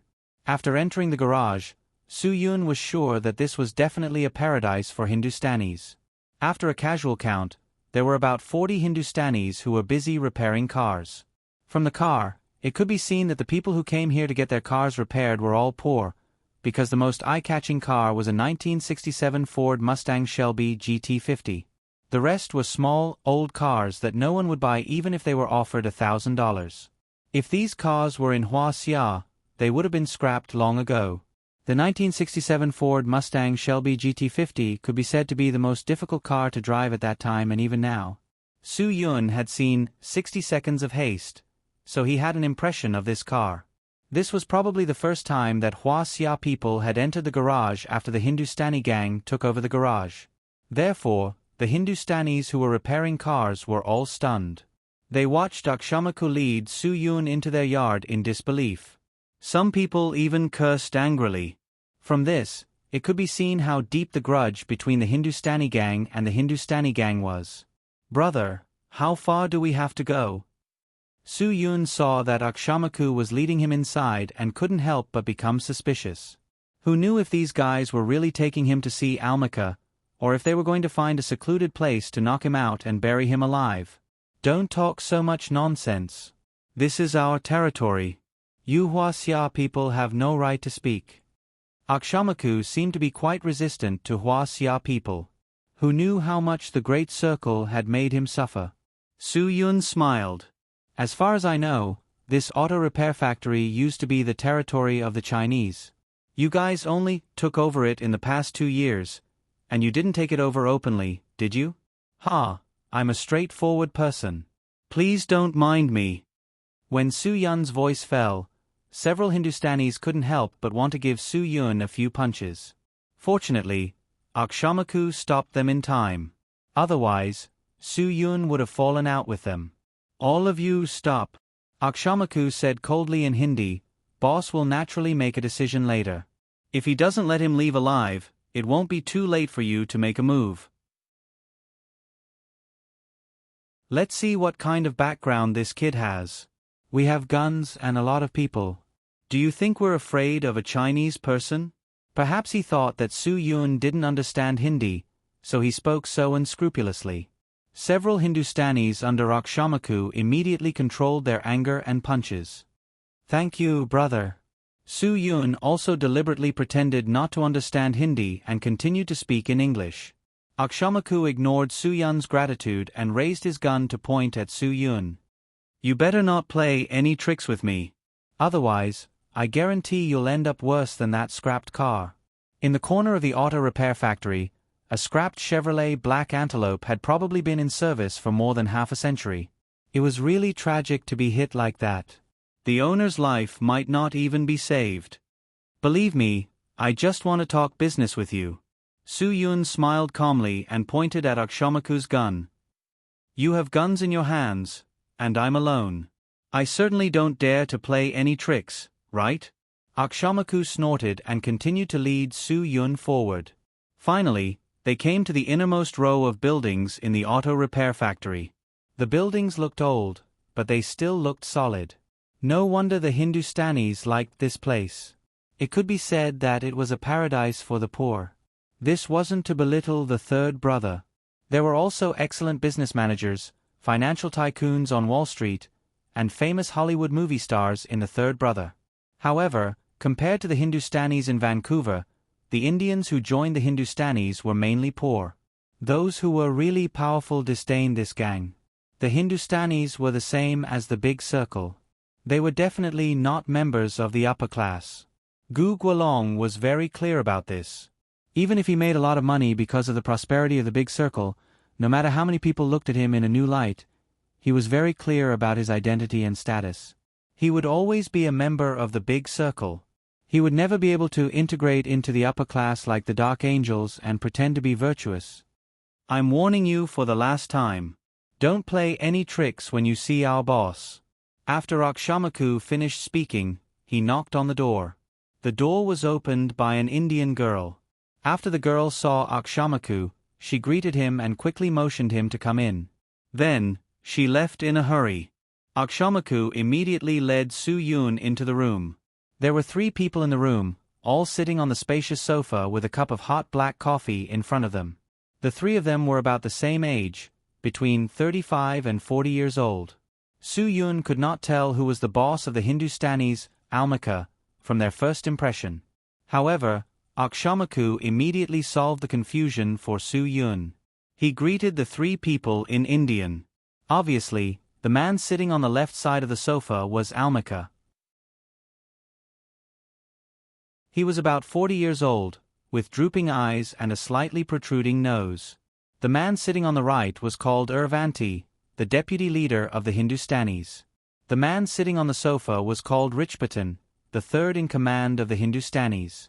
Akshamaku was very respectful to the 3 people. After greeting them according to their status, he pushed Su Yun in front of them. This is the Chinese who wants to talk business. What business do we have to talk about with the Chinese? Almika did not even raise his head to look at Su Yun. He said in a slightly impatient tone, if it was a profitable business, the Chinese would have already talked to the Big Circle. Why would we have a turn? Yes. Akshamaku was a little flustered. He turned his gaze to Urvanti. Ilfant smiled faintly. I was the one who told Lutika to tell Akshamaku to bring this Chinese here. Boss, sometimes we can't always keep the Chinese outside the door. Maybe they really do have some business that they don't want to do with the Big Circle. You know, the Chinese are famous for their selfishness. Maybe he wants to do better than Gu Guolong and plan a new Big Circle. You really think so? Akshamaku frowned. He then said to Richpatan, what do you think? Richpatan also nodded. Urvanti is right, boss.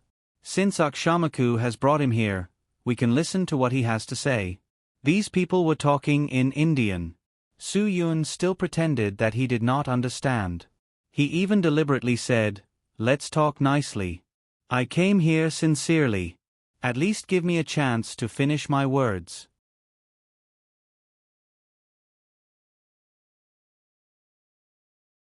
Chapter 950. Since Almika had spoken, it meant that there was room for discussion. Su Yun did not stand on ceremony with him. He pulled over a chair in front of the desk and sat down. He even casually took a bottle of mineral water from the table and gulped down the entire bottle. It seemed that he was really thirsty. Su Yun's actions more or less surprised the 4 Indians present. They did not know whether the international and national relations between China and India were good or not, but one thing was for sure in Vancouver: the Indians of the Indian gang were not on good terms with the Chinese in the Big Circle. No other Chinese would be able to sit in front of them so calmly and boldly raise conditions or requests.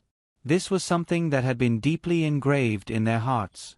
Therefore, the sudden appearance of Su Yun, a Chinese who behaved so casually, made them feel a little crazy. Who told you to sit down? Akshamaku shouted. He knew his boss's temper. If the Huaxia he brought in did not know the rules, he was afraid that he would be blamed and implicated. Su Yun glanced at Akshamaku. Obviously, he did not dare to brandish his gun in this room. The 3 people here were his immediate superiors. So, Su Yun did not have to worry about the bullet going off. He still sat in the chair arrogantly. I'm here to talk about a deal. The premise is that we are all fair. Otherwise, what's the point of talking about? Ha ha ha, friend, don't be too arrogant. We still don't know what you have in your hands. What if we are not interested? Ilfant obviously admired Su Yun's fearless personality. If Su Yun was not a Huaxia person and was one of them, he would definitely put him in an important position. At least, someone with this kind of personality would definitely be more promising than Akshamaku. Su Yun shrugged his shoulders indifferently. I'm confident that no one would be uninterested in the conditions I'm offering. Because it's the most precious thing in the world. The more this Huaxia kept him in suspense, the more curious Almika became. He gave Richbutton a look, and only then did Richbutton open his mouth to ask, "What do you have in your hands?" "It's best if you tell me clearly." "Why don't I state my conditions first?" Su Yun said, "This is the main purpose of my visit." What an arrogant young man. He actually wanted to directly state his conditions. Almika narrowed his eyes as he stared at Su Yun. After a while, he slowly opened his mouth. "Fine. Then tell us first. What do you want? What can we give you?" "Young man, let me warn you in advance with the ancient saying of Huaxia. A man who is never content is like a snake trying to swallow an elephant. It's not good to be too greedy. How much money do you want? Think about it first." Richbutton was very straightforward. Su Yun looked around the office and said with a smile, "Talking about money hurts feelings. I don't want money. I just want your car repair shop. What do you think? It's not too much, right? It's not too much, right?" "This brat is simply crazy." Alexei McCook almost collapsed. This brat was really rude. If he had known, he would have shot him outside. Then he wouldn't have led him to spout nonsense in front of Boss. Boss must be in a terrible mood right now. There was only one thought in Oksemaku's mind. He pulled out his gun and get this guy out of here. Don't let him cause trouble for Boss. However, before he could pull out his gun and load it, a PU sound rang out. The gun in his hand was sent flying by a powerful bullet. Oksemaku was stunned for a long time before he came back to his senses. Su Yun was holding a Beretta 92F in his hand. A mineral water bottle was placed at the muzzle of the gun, acting as a temporary silencer. Due to the penetrative power and heat of the bullet, the bottom of the mineral water bottle had been melted to the point that it was somewhat deformed. No one saw when or where he pulled out his gun. It all happened so suddenly. Although Ilfant and Richbutton both had weapons on them, they couldn't summon up the courage to pull out their guns. Their opponent's speed was simply too fast. So fast that they were completely caught off guard. Oksemaku was completely dumbfounded. This was his responsibility because he didn't search Su Yun at all. It wasn't that he forgot the necessary procedure for Huaxia people to enter a car repair shop, but he didn't think that Su Yun was a member of the big circle. Moreover, he was alone, so he didn't put Su Yun in his eyes. Now, Su Yun made him know the price of being careless. This isn't a friendly start. Almika finally began to seriously face this Huaxia youth. He didn't come with good intentions, and he even had a weapon on him. "Sorry, it was your people who wanted to shoot first. I was just defending myself." Su Yun threw the mineral water bottle that acted as a silencer on the table. He shook the gun in his hand and stuffed it back into his waist. "If you don't have the confidence to be faster than me, then it's best not to take the risk." Richbutton sighed in his heart. Of course, he wouldn't take the risk. However, he still hoped that Ilfant would take out his gun to test how fast Su Yun was. However, Ilfant also didn't have the intention to take the risk of his head exploding. His idea was the same as Richbutton's, to wait and see. If someone wanted to test him, then it would be the best. "Oksemaku, there's nothing else for you to do here. You can go. We need to talk about something alone," Richbutton said. Akemaku was so grateful that he almost pissed his pants. Leaving this place was his only thought at the moment. Of course, he knew very well that Richbutton wanted him to leave, so he gathered all his brothers to settle this matter. "I still have 14 bullets in my gun. Excluding the 4 of you, there are still 10 bullets left." Su Yun didn't have the intention to stop Oksemaku. "If we can't talk properly, then I don't mind betting my life on whether I can exchange it for 14 lives. From now on, if anyone dares to step out of this door, then I'll have to say sorry to them." Facing such a straightforward threat, Aksemaku's footsteps froze. Just now, when his gun was hit by a bullet, his heart almost jumped out of his chest. If that bullet really did hit his head, then he was afraid that it wouldn't be a good thing. Even though Richpaton had spoken, Aksemaku still didn't dare to step out of the door. In this day and age, whoever was the boss had the final say. Aksemaku wouldn't use his life to test Su Yun's bottom line. Even if he only had a 1/10th chance of shooting, or a 100th chance of hitting him, he would never gamble with his only life. The person who did that was either a madman or a fool. "You want the auto repair shop? Ha ha ha. What's your bargaining chip?" After all, Almika was the leader of the Indian gang. He still had this bit of courage. If someone threatened him to surrender everything, then he wouldn't have gotten the position he had today. Su Yun pretended to be surprised. "Can't you see? My bargaining chip is your lives. If you can't even keep your lives, then what's the point of having the auto repair shop? You're their leader. You know what's most important, don't you?" Almika's killing intent was strong. A brat from Hua Xia actually dared to threaten him in his territory, and didn't even allow him to bargain. If this matter couldn't be settled, then how could he be the leader of the Indian people? How could he lead their group to become richer and stronger? They had been left far behind in the past few years. If they lost this foundation, then it would be even more difficult to survive in this city.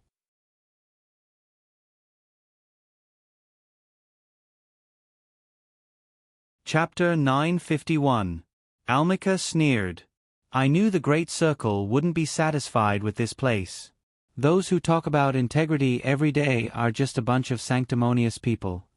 No matter what you think, I am not a member of the Great Circle," Su Yun said. "However, this place originally belonged to the Great Circle of Chinese. As far as I know, the despicable ones were you, not the Great Circle. After so many years, you should return this place to the Great Circle of Chinese. One day, the dove will have to return the magpie's nest. So many of my subordinates depend on this garage to make a living." "There is no way I will give it up," Almika said bluntly. "You are just threatening me." "It is meaningless. Those who depend on this place for a living will not agree to it. If you have the ability, then kill us all." Su Yun found Almika's shameless behavior laughable. "When you snatched this garage from the hands of the Great Circle of Chinese, you did not spare a thought for the Chinese who lost their jobs because of it. If you can't survive, I can point you in the right direction. Go back to your own country and set up a stall next to the train tracks. Sell some fruits and whatnot. Your business should be quite good." Just as Almika and Su Yun were haggling, Urvanti finally couldn't help but pull out his gun. His position in the Indian gang was higher than Richpaton's, not only because of his luck, but also because of his ability and courage, as well as his ability to grasp the right timing, which was better than Richpaton's. Ilfin pulled out his gun because he thought he had grasped the right timing. He was no longer afraid of the slightest thing. As long as he pulled the trigger, the Indian gang's problems would be easily solved. Moreover, he could also give the Great Circle of Chinese a warning. He told them not to have any more illusions about the auto repair shop and to completely give up on this idea. However, in this situation where speed was everything, he was still one step behind Su Yun. Su Yun did not hesitate in the face of someone who wanted to pull out a gun and kill him. This filthy society's hands were stained with who knows how much blood. Su Yun had no need to pity them. The bullet pierced through Ilvante's forehead. Ilvante raised the gun in his hand and slid down the sofa with a stiff body. The black and red blood splattered on the white wall behind the sofa, forming a brilliant and dazzling flower of blood. "I don't want to kill anyone, but you better not force me." The muzzle of Su Yun's gun was still burning hot. Almika and Richpaton were so shocked that they couldn't say anything. Based on their understanding of the large circle of Chinese people over the years, most of the time, guns were used as a tool to threaten others and protect themselves. Very few people would actually pull the trigger. On the other hand, the guy in front of him was shooting so skillfully without any hesitation. This guy was different from the other Chinese in the big circle. He was more decisive, determined, and unyielding. Almika wasn't even afraid of Gu Guolong, but in front of Su Yun, a sense of fear and respect rose from the bottom of his heart. Even if he didn't want to admit it, he couldn't control this feeling. He couldn't control the stiffness of his body. Akshamaku squatted on the ground and looked at Ilfen's body that had fallen down the sofa. His head was still bleeding. He felt a warm feeling in his crotch. Like the blood on Ilfen's head, a warm current flowed out uncontrollably. We're all outsiders. If we took care of each other, we wouldn't have been bullied to this extent by the Dark Angel. Su Yun, if you submit to the big circle in the future, I believe that old Gu won't kill you all. He'll definitely let you all have a place to live. I'm not as kind as old Gu. Those who submit to me will prosper, and those who oppose me will perish. Maybe the next bullet will be you. If a life threat was only said with words, it wouldn't be enough to intimidate people. There were too many people who said, "Kill whoever" every day, but if it was just said, the people who heard it would just laugh. Once they took action, the consequences wouldn't be something that could be laughed at. Rich Pidden was glad that he wasn't the one who took out the gun. If Ilfend hadn't done it first, he suspected that he would be the one to do it a few seconds later. The person lying in a pool of blood right now wouldn't be Ilfend, but him, Rich Pidden. Ilfend's death shocked Almika. His nails had already dug deep into the leather armrest of the sofa. At the age of 15, he made his way to Canada alone. At the age of 25, he united all the Indians to form their own gang. Over the past 15 years, he had grown the gang into a gang that even the big circle had to be wary of. But in the eyes of this young man, he was so weak. Although a person's belief was strong, it could easily be broken at any moment. Almika's belief seemed to have been shattered by the sound of the gunshot. Of course, this time, Su Yun didn't use the water bottle as a silencer. The gunshot quickly alerted all the Hindustanis in the car repair shop. It had to be said that the Hindustanis gathered in the car repair shop were indeed very united. Everyone put down what they were doing and hurried to the boss's office. One thing was certain. Although these people were nervous, they weren't worried at all. Because they knew very well that the person Oksemaku had brought in was just an ordinary Chinese youth. Rather than believing that Ilfend had been killed, they were more inclined to believe that the young Chinese had been killed by Ilfend or Rich Pidden. Su Yun pointed the gun at Rich Pidden. "If you don't mind, throw the gun on your body on the table. This is for your own good. If you lose control, you won't be pulled out from behind your back and get. Let me make it clear, I'm not a murderer. I prefer peaceful coexistence." Rich Pidden was the most cowardly of the three leaders. If it wasn't for his relationship with Almika's cousin, he wouldn't have reached his current position. Under Su Yun's threat, he didn't even have the slightest intention of resisting. He quickly pulled out the gun from behind his back and placed it on the table. Almika cursed in a low voice. "Trash. Cousin, I'm doing this for your own good." Rich Pidden said, "I've said it before. If we take over the car repair shop, sooner or later the circle will come looking for trouble. You didn't listen to my advice. Shut up." Almika wasn't in the mood to listen to his trash cousin's complaints. He sneered and stared at Su Yun. "You think my brothers are all cowards? Ilfend's death won't scare them. They've already heard the gunshots and are rushing over. It's impossible for you to escape unscathed now." Su Yun smiled as he put away his gun. He quickly dismantled the gun Rich Pidden threw at him into a pile of scrap metal. He then pointed at a huge safe in the office. "If I'm not wrong, your guns should be in there. If it's cash, there's no need for such a big safe." After saying that, Su Yun stood up and extended his hand to Almika. "Give me the keys." He kicked the gun Ilfend had dropped to the ground. Almika didn't answer. Su Yun Kai didn't bother being polite. He suddenly stood up and grabbed Almika by the collar, slamming him against the wall. Then, he unceremoniously took the 2 keys from the safe hanging on his waist. He then slammed Almika onto the sofa. Su Yun broke the keys. "Without guns, I'd like to see how you're going to deal with me. You still have 13 bullets. Although Almika was almost choked to death, he was still stubborn. I have dozens of brothers. No matter how you kill them, you can only kill 13 of them. When you run out of bullets, even if they use a wrench, they can still smash you into minced meat.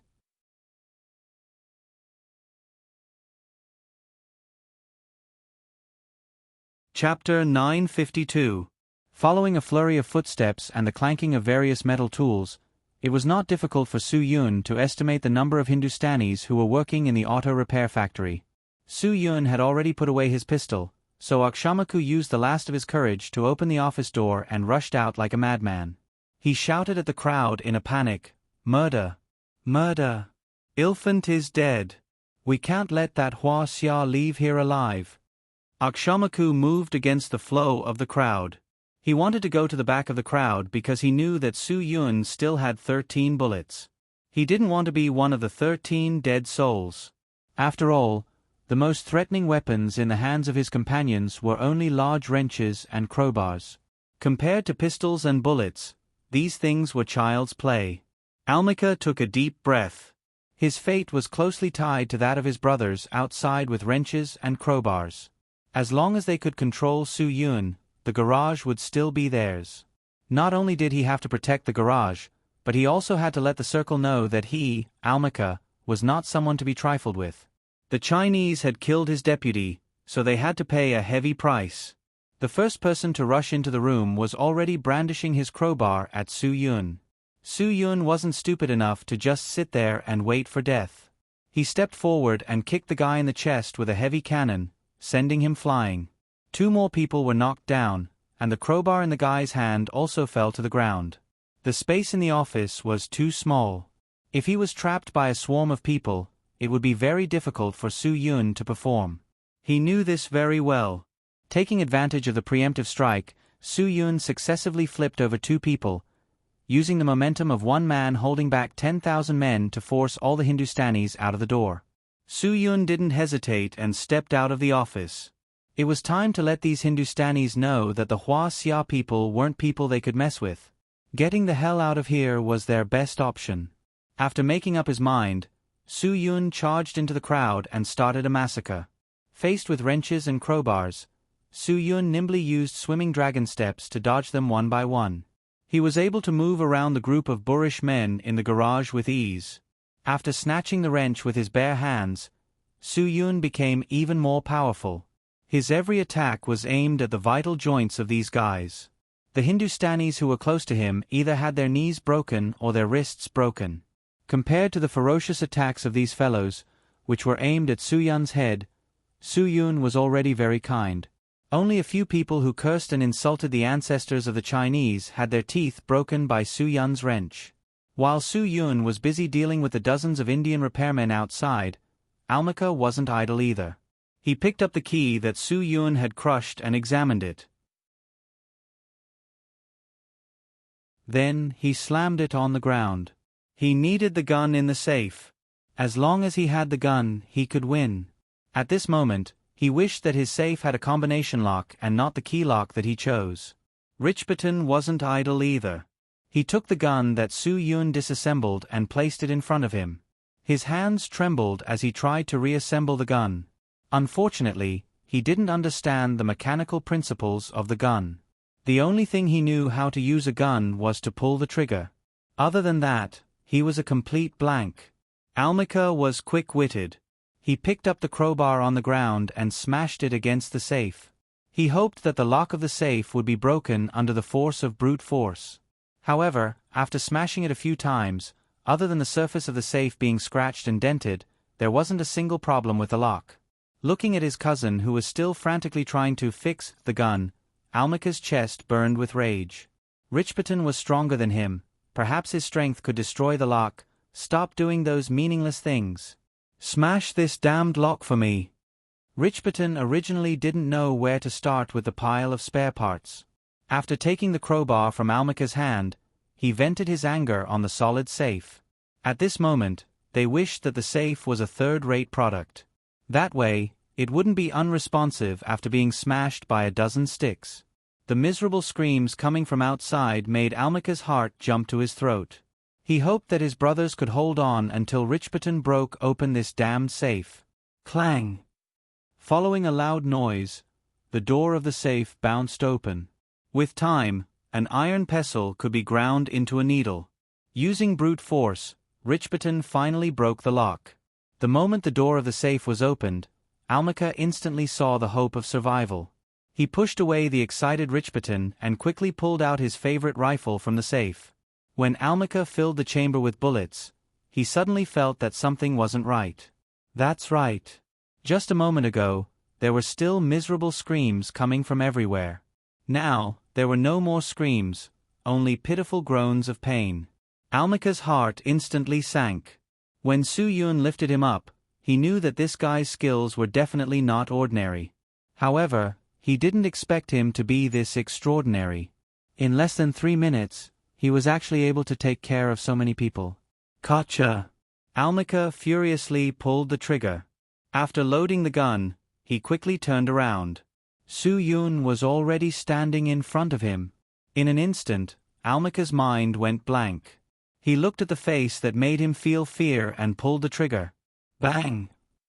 After a loud gunshot, the wine cabinet behind Richbutton was blasted into smithereens. Shattered wine bottles scattered all over the floor. The entire room was filled with the pungent smell of whiskey.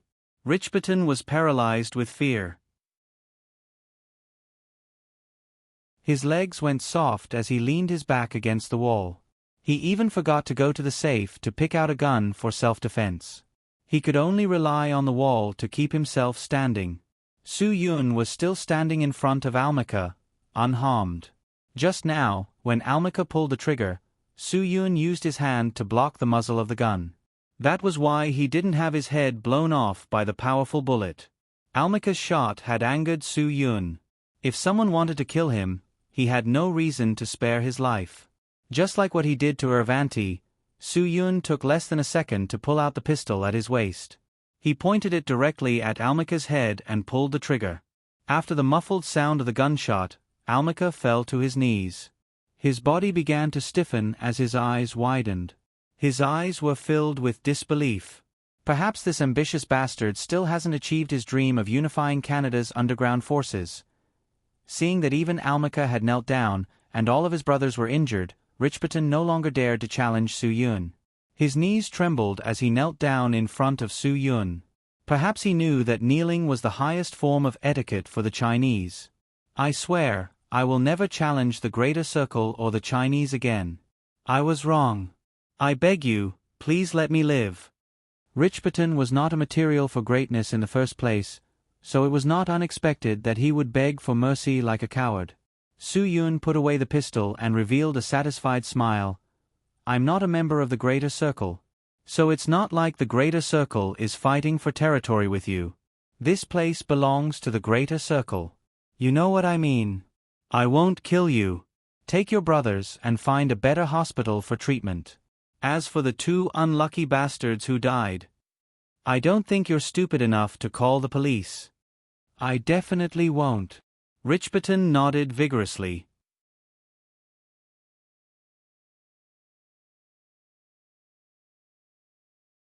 Chapter 953. Su Yun had just walked out of the garage when several large minivans swarmed toward him.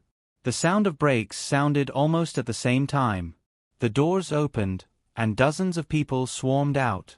Su Yun's head was about to explode. It seemed that this matter was not over yet. Could it be that the Indian gang had more powerful reinforcements? In the face of this sudden situation, Su Yun's hand had already unconsciously reached for the pistol at his waist. Originally, he did not want to waste bullets on Gu Chia, nor did he want to start a massacre. After all, the Indians were also human. But now, he was afraid that he could not do so. Once so many people in front of him went crazy, it would be difficult for Su Yun to escape unscathed if he did not shoot a few of them. However, the more people got out of the minivans, the more familiar Su Yun felt. When Gu Chia appeared in his field of vision, Su Yun suddenly realized that this group of burly men were the mercenaries under Gu Chia. No wonder these guys did not take out their weapons when they got out of the minivans. Instead, they stared at him in surprise. After Gu Chia saw Su Yun, She did not care if these mercenaries would gossip about her in the future. She quickly ran forward and plunged into Su Yun's arms. She heard the gunshots and was naturally very worried about Su Yun's safety. As soon as she got out of the car, she saw Su Yun standing in front of her and scathed. To Gu Chia, this was God's greatest love for her. At least Su Yun was not hurt. She did not care whether the garage had been taken back or not. She only cared about Su Yun's safety. "I think we should leave quickly," Su Yun said. "The gunshots just now may have alerted the police. I'm sorry to have caused you trouble again. The police will not come. The 13th Street is a notorious den of chaos. It is not rare for gunfights to occur. The police won't make a big fuss over a group of foreign underworld forces. They hope that these people can solve their own problems, as long as they don't find trouble with them." After Gu Chia finished speaking, she touched Su Yun's chest. "How are you? Are you okay?" "Of course I'm fine." Su Yun was a little embarrassed. After all, the group of mercenaries were already whistling at them with smiles on their faces. "Tomorrow, I can ask old Gu to arrange for the big circle of people to come back. This place no longer belongs to the Indian gang. They have already promised to return it to its rightful owner. In the future, the garage and the 13th Street will still be De Huan's territory." Gu Chia did not know how Su Yun did it, and she did not want to know. The process must have been very dangerous. She only needed to know that Su Yun was not injured. "Miss Gu, what should we do now?" Paul walked forward with a smile. He would help Su Yun without hesitation, and Su Yun was very grateful. Gu Chia blushed and realized that her behavior had been seen by these guys. "It's okay now. You guys go to the Chinese restaurant on Puluo Street. I'll call the boss to settle the bill. After you finish eating, go back and rest. I'll contact you when it's time to go out to sea." Paul nodded. "We won't be eating. We didn't help much, so we won't disturb you and Mr. Su. See you later. I'll drink with you guys when I have time." Su Yun expressed his gratitude in his own way. Paul grinned and laughed heartily. "I couldn't ask for more. But I'm afraid that Miss Gu won't allow us to drink too much once we get on the boat. Ha ha ha, Mr. Su, you'll definitely have a chance in the future." After the mercenaries left, Gu Chia got into her car and prepared to take Su Yun home. Su Yun helped De Huan solve the problem. Of course, he also hoped that Gu Gualong would keep his promise and help him contact Bao Shisong. He had not seen Guagua for almost 2 weeks. He really did not know what kind of situation this little girl was in now. Thinking of this, Su Yun felt worried. After returning to the Gu family, Gu Gualong had obviously heard about what happened at the garage. There were many Chinese in De Huan, and naturally, there were many spies. Su Yun told Gu Gualong about the process. Gu Gualong's shock was no less than Christopher Columbus's discovery of the New World. With just his own strength and 3 bullets, he took care of the Indian gang, which De Huan had been reluctant to get involved with. This kid's ability could only be described as terrifying. "Dad, I've said that Su Yun is not an ordinary person. Now you should believe in his strength, right?" Gu Chia said, "With Su Yun helping us, De Huan has no shortage of hot-blooded brothers. There are also mercenaries we can use. We don't have to be afraid of Bao Shisong's backer at all. Even if Dark Angel wants to protect him, we have the ability to resist." Although Gu Tianji was very surprised and impressed that Su Yun single-handedly destroyed the Indian gang, he still did not agree that De Huan would offend Dark Angel because this guy wanted to find a little girl. Dark Angel was a local snake. As the saying went, a strong dragon could not suppress a local snake. This was not just a saying. Some things in one's bones were hard to change. The Dark Angels covered the entire upper-class society of Vancouver. To put it bluntly, the Dark Angels were just a group of foreign mobs that had formed a low-class society. If they fought with Dark Angel, De Huan had no advantage. After all, the Indian gang is the Indian gang, a group of Indian people. Gu Tianji said, "Being able to destroy them does not mean that we have the strength to go against Dark Angel. Chia, don't take this matter too lightly. I'm doing this for Su Yun's sake." A group of Indian people? Then why didn't I see you take back the auto repair factory? Gu Chia was quite dissatisfied with Gu Tianji's opposition. Gu Tianji explained helplessly, "We have an agreement. I can't let people think that De Huan is not sincere because of this." This was just a high-sounding excuse. If De Huan was not afraid of hurting themselves, they would have already fallen out with the Indian gang. Who would dare to care about an agreement? Integrity wasn't something that could be applied to everything. Everyone knew this, including Gu Guolong. Otherwise, he would not have let Su Yun get involved in this mess with a tentative attitude. "Don't worry. Gu Guolong, will definitely do what I promised." Gu Guolong raised his hand to signal the two to stop quarreling. He said to Su Yun lightly, "I have arranged for someone to investigate. Bao Shisong did not hurt the little girl you want to find, but he seems to be plotting something. I have arranged for someone to meet him tomorrow." "You have already made an appointment?" Gu Chia was a little surprised. Her father did not mention this, and she had just learned that Su Yun had taken over the auto repair factory. Gu Guolong looked at his daughter kindly. "I also have a daughter. When you were a child, you were lost. I understand that feeling. Even if Su Yun can't help me take back the auto repair factory, I will not ignore it. At least, I have to do my best. If Bao Shisong just wants money, then things will be easy." A warm current flowed in Su Yun's heart. Like daughter, like father. Gu Guolong was a principled good man. Although he had done many bad things, his motive was for the benefit of De Huan and the local Chinese. This should not be blamed on him. It was their living environment that forced them to do so. Gu Chia was very grateful for everything her father had done. With her father's words, she was relieved. She believed that her father would not let Su Yun down. As long as Su Yun was not disappointed, her world would be sunny.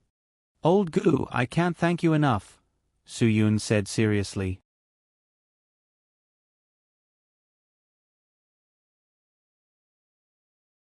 Chapter 954. Gu Guolong had already made an appointment with Bao Shisong for tomorrow's meeting. Su Yun understood the principle of "don't doubt the person you use," so he wouldn't ask Gu Guolong how he was going to operate or how he was going to solve the problem. He believed that since Gu Guolong had already made arrangements, he would be able to give him a satisfactory answer. Gu Chia's mood was also at its best since she returned to Canada. Since her father had made arrangements, she could take Su Yun around with ease. Now, the threat from the police had been eliminated. After Gu Guolong informed a few of his right-hand men to rearrange people to enter the auto repair factory, the news of Su Yun taking over the auto repair factory in the 13th Street spread like wildfire in the circle. In just a short hour, Su Yun had completely become a well-known figure in the circle. Whether it was the old, the weak, the women, or the middle-aged or the young, everyone was amazed and admired him. The annoying Hindustani was finally driven away, especially the Chinese who relied on the auto repair factory for a living. This news made them even more excited. In the process of people passing the news to each other, Su Yun was undoubtedly more mysterious and even mythical. There were even rumors that Su Yun's appearance was a sign that old Master Gu was preparing to give up his position, that Su Yun was the son-in-law who was preparing to marry into the Gu family, that he would marry Gu Chia, and then take on the responsibility of leading the circle under Gu Guolong. Taking back the auto repair factory was just a way for the future leader to prove his ability and loyalty. Of course, there were also people who said that Su Yun was just a passerby in the circle, and that Gu Guolong would eventually hand the future of the circle to Gu Tianji. Those who said this were basically Gu Tianji's confidants. Gu Tianji was quite dissatisfied with this matter. Su Yun's appearance had undoubtedly lowered his prestige in the circle. He had done a lot for the circle. Even if he didn't make any contributions, he had worked hard. However, Su Yun had only done one thing, and he had received so much praise and recognition. He couldn't accept this fact. Every time his confidants passed on some rumors to him, he would develop a kind of hatred and disgust toward Su Yun from the bottom of his heart. It was as if Gu Chia had suddenly brought this person back to compete with him for the big circle. Because Gu Guolong was quite satisfied with Su Yun's performance, Gu Tianji could not find any reason to slander Su Yun. The only thing he could do was squat in the bar and drink. The boss of Tang Bar, Tang Kunshan, was one of the people in the big circle who was loyal to Gu Tianji. He was very clear about Gu Tianji's current depression. After Gu Tianji drank a few glasses of vodka in one breath, Tang Kunshan did not pour more into his glass.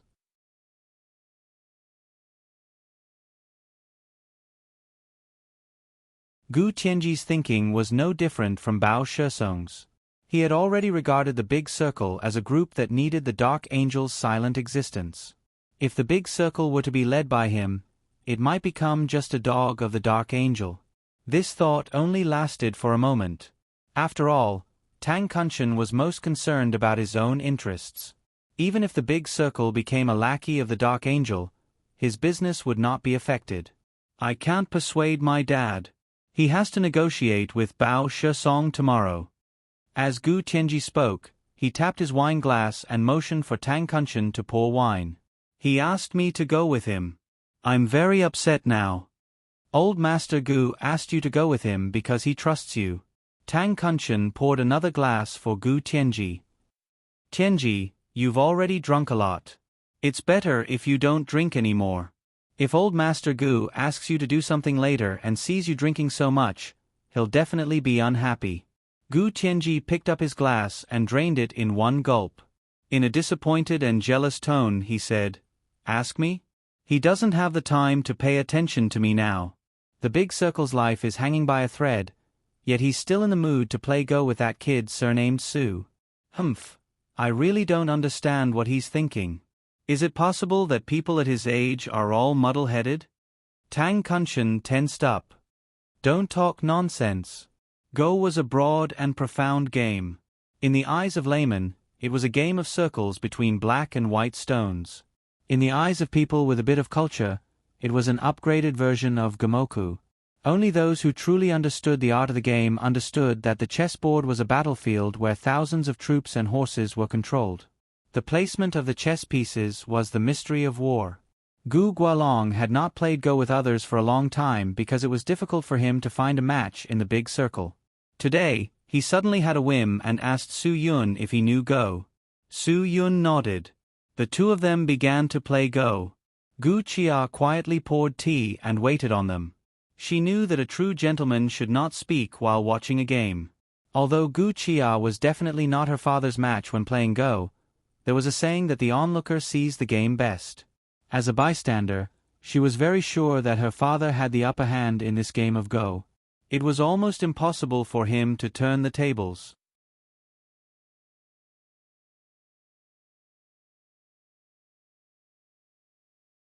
Chapter 955. After thinking for 5 or 6 minutes, Gu Gualong finally chose to give up. He put the white chess piece back into the box and laughed heartily. Ha ha ha ha, once a person gets old, they have to admit defeat even in chess. Su Yun, ever since I came here from the sea, I haven't lost once, but today you've made me admit defeat.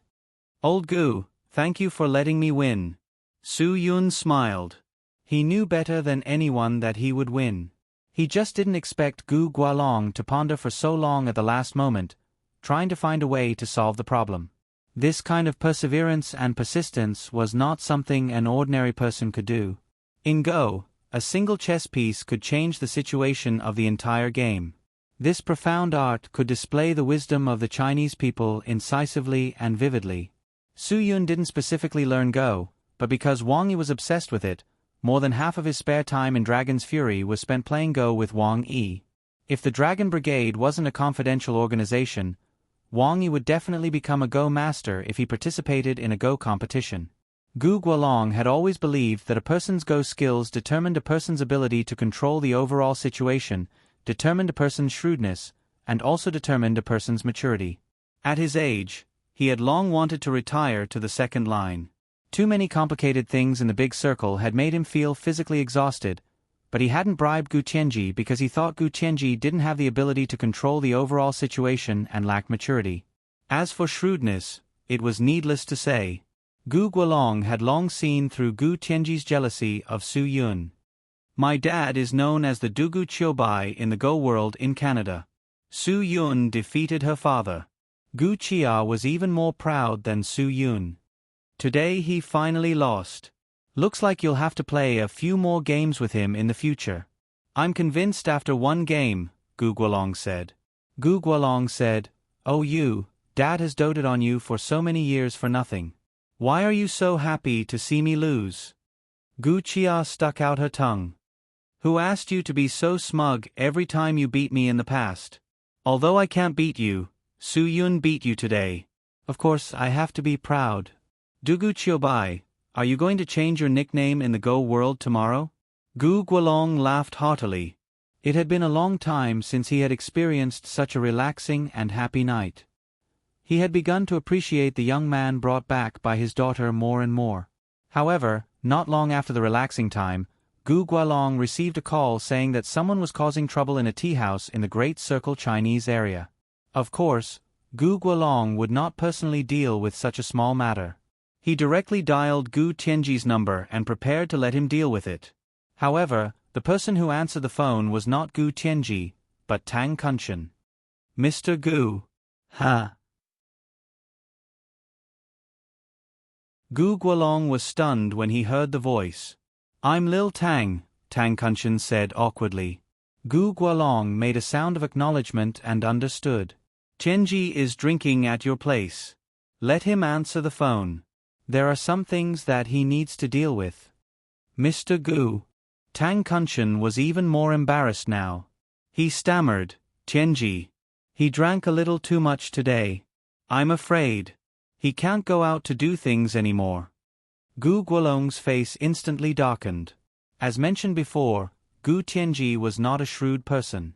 Nothing could escape his eyes. What Su Yun did made Gu Tianji feel that he was being overshadowed, so he was unhappy. However, even if he was unhappy, he did not have to drink to drown his sorrows. "I got it," Gu Guolong said slowly. "If he sobers up, help me take care of him. Don't let him get into trouble because of that little bit of alcohol." After that, Gu Guolong hung up the phone without waiting for Tang Kunshan's reply. Tang Kunshan's heart was cold. Of course, he could hear the anger in Gu Guolong's voice.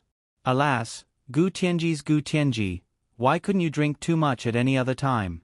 Why did you have to drink too much at my bar and make me a scapegoat?" Looking at Gu Tianji, who was drunk and sprawled on the table, Tang Kunshan did not know whether to hit or scold him. What should he do? Mr. Gu must be disgusted with him as well. "Wine. Bring me wine."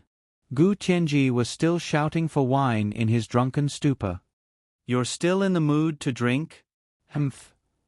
Tang Kunshan knew that Gu Tianji was drunk and could not hear him even if he nagged. "If you keep drinking like this, you'll really give De Huan to an outsider. Sigh, if you can't even handle De Huan, then I've really been on the wrong side all these years." After Gu Guolong hung up the phone, Su Yun realized that there was a problem in De Huan that needed to be dealt with, but Gu Tianji was powerless to do it. He volunteered. "Mr. Gu, if there's anything you need to do, just tell me." "No, it's just a small matter. I'll let my subordinates handle it. You're a guest of De Huan. How can I let you help me all the time?" Gu Guolong smiled slightly. Indeed, if Su Yun were to handle a small matter in the tea house, it would be like using a cannon to kill a mosquito. He dialed another number and quickly gave the order. "Dad, it's late. You should go to bed early." Gu Chia said, "It's a taboo for old people to stay up late. You should pay more attention to your health in the future." Okay. Even if it's for you, I'll definitely let myself live for 2 more years." Gu Guolong laughed. "What about you? What are you young people going to do? You have to start from young to healthy. Once you overdraft your health, it's different from a credit card. You can't pay back the interest even if you pay." Gu Chia stuck out her tongue. "We still have some things that old people can't participate in. Leave Su Yun to me. You can rest assured. We'll just go out for a while. I promise we won't stay out all night." Go. Gu Guolong smiled. It's really hard to keep a grown girl at home. Su Yun was pulled into the car by Gu Chia. He didn't understand where she was taking him. It's so late. Where are we going? Lilith took you in last night. We should at least thank her, Gu Chia said. I've already made an appointment with her. We'll go for supper together. I'll also take you to see the nightlife in Vancouver and see if there's any difference between it and the mainland. Su Yun nodded. Indeed, Lilith had taken him in, a stranger, for a night. He really needed to express his gratitude. Gu Chia also had to thank her. She also helped her test Su Yun. Thinking of this, Su Yun didn't know whether to laugh or cry. However, he didn't feel awkward. Gu Chia drove directly to the place where she had agreed to meet with Lilith.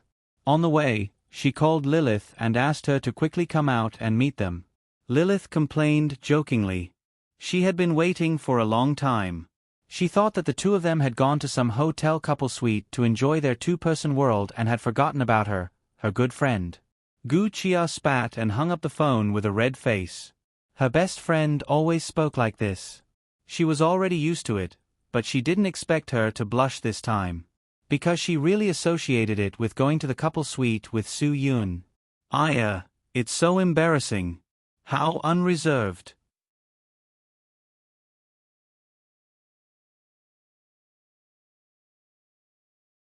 Chapter 956. Gu Chia and Lilith agreed to meet at the famous Chinese pedestrian street in Vancouver. It was said that the nightlife of Europeans and Americans was rich, but the nightlife of the Chinese was equally rich. For example, the night market culture was completely carried forward by the people of Huaxia. In Huaxia, whether it was in Beijing, Shanghai, Guangzhou, or fourth-tier cities, once the weather entered May, a short table, a few stools, and an open-air street would become a bustling place. Of course, those who were passionate about this were still young people. Those who had some achievements would always feel that the street stalls did not match their status. They would prefer to go to a high-end place and eat a buffet that cost dozens of dollars per person.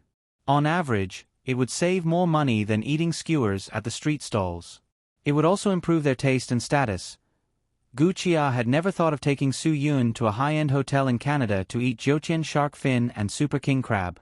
Lilith had a closer relationship with her. She knew that Lilith also liked this kind of unrestrained place.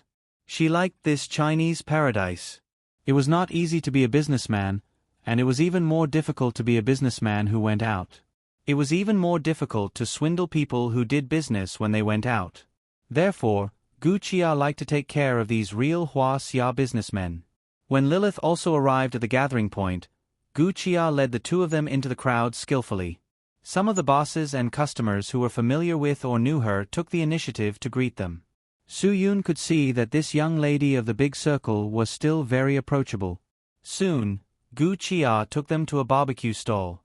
Because of the time difference, Su Yun could not enjoy the barbecue stall here, which was like the barbecue stall in Huaxia, with the World Cup on TV. The three of them quickly took their seats. When the boss saw Gu Chia, he personally bowed and trotted forward. Miss Gu, what would you like to eat? Same old rule, give me some of everything. Grill as much as you want, grill less, grill more, or it won't taste good when it's cold. Gu Chia was obviously a regular customer. Lilith added, Boss, grill something for our handsome guy to nourish his body, hehe. When Gu Chia heard that Lilith was going to joke again, she quickly glared at her. Only then did Lilith stick out her tongue and stop joking. But this had already made Su Yun embarrassed enough. He was a man with two girls. If he ordered a pile of sheep penis and sheep kidney to eat, the other customers might misunderstand. I've already tested him for you. Su Yun is really an excellent young man. He's not moved by female charms. I'm impressed. Lilith had no intention of hiding what she had done last night from Gu Chia. Gu Chia rolled her eyes and shook her head helplessly. Embarrassed, she explained to Su Yun, Lilith just likes to joke. Please don't mind her.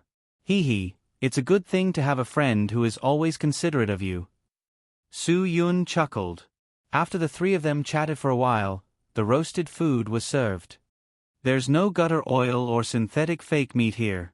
Gu Chia said, the boss is very honest. Su Yun took a bite and found that it was indeed not bad. Compared to the fake mutton and gutter oil that was often synthesized by dead cats and dogs in China, it was quite safe to eat it. The barbecue stalls in China only add some fluffy powder to make the meat look bigger, and they can be considered as authentic barbecue stalls. Lilith curiously asked how the two of them knew each other, and the conversation quickly spread. Since Gu Guolong had promised to help Su Yun settle Bao Shesong's matter, Su Yun's mood was much better than when he had just arrived. Although Gu Chia said that they were eating together to thank Su Yun for taking in Su Yun last night, in fact, she still said a lot to thank Su Yun for what he had done today. Lilith exclaimed in disbelief. She thought that Su Yun was too awesome. It was impossible for him to settle the Indian gang alone. Girls didn't have big appetites, so the supper was eaten very quickly. Lilith said that she still had work to do tomorrow morning, so she couldn't party too late tonight. Su Yun also learned from Gu Chia that although this mixed-race girl was young, she was already a manager-level figure in an economic and trade company and was quite busy with work. After Lilith said goodbye to the two of them, she drove home. Su Yun and Gu Chia didn't stay outside for too long and soon returned to the Gu family. When the two of them got home, Gu Guolong was already resting. Gu Chia took Su Yun to the guest room and quickly left. After all, this was her own house, and she felt that it was better to keep a distance from Su Yun. If she couldn't control herself, she would lose face. After breakfast the next day, Gu Guolong left. He promised Su Yun that he would try his best to reach an agreement with Bao Shesong and bring back Guagua. No matter what Bao Shesong asked, he would find a way to satisfy it. Su Yun was grateful for everything Gu Guolong had done.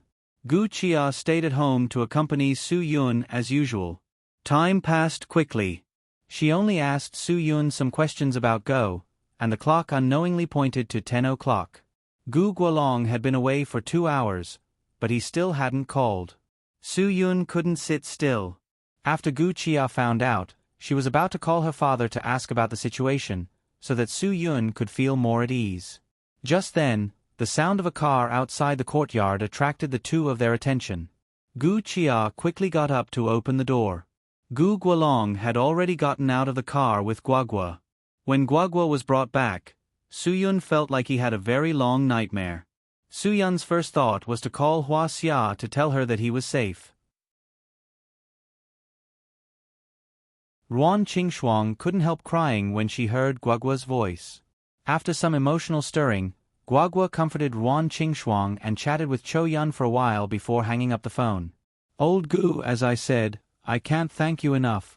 I know you must have paid a high price. Su Yun wanted to know what Gu Guolong had done. He couldn't forget such a big favor. Gu Guolong laughed. There's no price. I still have some face. Old Gu, I'm clumsy. I don't know how to say anything official. Su Yun only had gratitude in his heart. But you have to let me know about such a big favor no matter what. It's really nothing. Gu Guolong said faintly, you can relax here for 2 days. When Chia sets off again in a few days, she will send you back on the way. Su Yun, I haven't met a young man like you for a long time. If you have time in the future, you have to come to my place more often. Su Yun saw that Gu Guolong didn't want to say anything. It was meaningless for him to ask more. He looked at Guagua tentatively, but Guagua looked blank. She only knew that the bad guy with the surname Bao gave her to Grandpa Gu. Grandpa Gu told her that he would bring her to see Su Yun. She knew nothing else. But then Gu Tianji's appearance solved the confusion in Su Yun's heart. Gu Tianji, who had a hangover last night, heard the news when he woke up today. He rushed back to the Gu family without stopping. The first sentence he said when he entered the door was bluntly asked, Dad, why did you give the car repair factory to Bao Shesong? When Su Yun heard this, he completely understood what was going on. She knew that Bao Shesong wouldn't give her father face so easily. She thought that her father paid the ransom, but now she knew that the price was much higher than the ransom.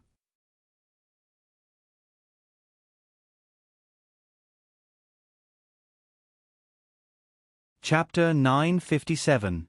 Gu Guolong was obviously very dissatisfied with Gu Tianji's sudden intrusion.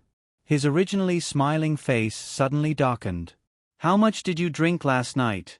I've told you many times that alcohol can be a weapon for men to communicate, but it's definitely not a tool to relieve their worries. After Gu Tianji sobered up, he heard from Tang Kunshan that Gu Guolong had called him last night to arrange something for him. He was already drunk and unconscious. Gu Tianji didn't have time to be upset about this before he was notified that he didn't need to take over the auto repair factory because Gu Guolong had already given the factory to Bao Shisong in exchange for a little Huaxia girl that Bao Shisong had kidnapped. When Gu Tianji was still wondering if the little Huaxia girl was Gu Guolong's illegitimate daughter, his subordinates told him that the little girl had nothing to do with Gu Guolong or the Big Circle. She was just Su Yun's goddaughter. At that time, Gu Tianji couldn't stay calm and rushed back to the Gu family. Dad, you're giving up the auto repair factory because of an outsider? Gu Tianji didn't answer Gu Guolong's question. Instead, he asked, you know very well the impact of the auto repair factory on the Big Circle after it belongs to Bao Shisong.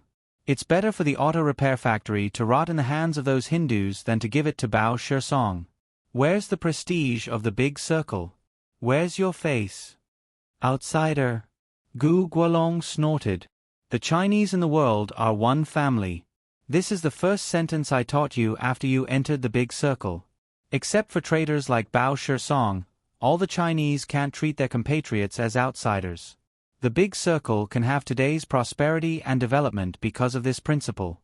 If you treat all the Chinese outside the Big Circle as outsiders, the Big Circle will collapse sooner or later. Normally, Gu Tianji wouldn't dare to refute any of Gu Guolong's teachings. But today was different. He was still drunk, and he thought that after he took over the auto repair factory, he wasn't far from taking over the power. How could he take the blow when the auto repair factory was suddenly taken away by Bao Shisong? Then if you hand over the auto repair factory to Bao Shisong, wouldn't that mean you're handing over the Big Circle as well? Gu Tianji said, every Chinese person in Vancouver knows that the garage in 13th Street is the birthplace of the Great Circle. Ever since the despicable Indians took over the garage, everyone knows that we, the Great Circle, will take it back one day. Whoever can take it back will be announcing his leadership to all the Chinese. Now that the auto repair factory has been given to Bao Shisong, he is very likely to take over the Chinese power. When that happens, the Big Circle might change hands. Gu Guolong slammed his palm on the table. As long as I'm alive, the Great Circle will never fall into the hands of Bao Shisong. Dad, that's what you think. Others may not necessarily think so.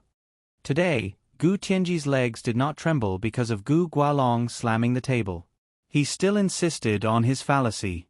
Gu Chia frowned. Brother, according to what you said, the auto repair factory was taken back by Su Yun. That proves Su Yun's leadership in the Great Circle. Then the people in the Great Circle have to listen to him?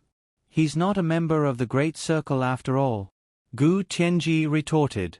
Su Yun indeed did not expect Gu Guolong to do this. He was very surprised. Although he knew Gu Tianji's attitude towards him, and he was too lazy to care about Gu Tianji, he still did not want the Gu family to be in such a mess because of him and Guagua. Old Gu, he's right. The auto repair factory is too important to the Great Circle.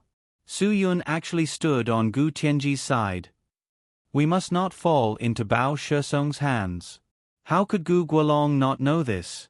But he had his own principles. When he was negotiating with Bao Shisong already knew that the Great Circle had taken back the auto repair factory from the Indians. If he wanted him to let Guagua go, he only had one condition, and that was the auto repair factory. The auto repair factory was originally taken back by Su Yun. Now, he was using it to exchange for the person that Su Yun wanted. Although Gu Guolong could not bear it, he had to do so. If he gave up the person that Su Yun wanted for the auto repair factory, then what kind of person would he be? Would he be any different from a treacherous villain like Bao Shisong? No. Therefore, Gu Guolong could only agree. It was only right to use the territory that Su Yun took back to exchange for the person that Su Yun wanted. I know the importance of the auto repair factory to the Great Circle better than any of you, Gu Guolong said to Su Yun calmly. But you should believe me. I have no other choice. I, Gu Guolong, have always been upright. I can't give up a little girl just to save an auto repair factory.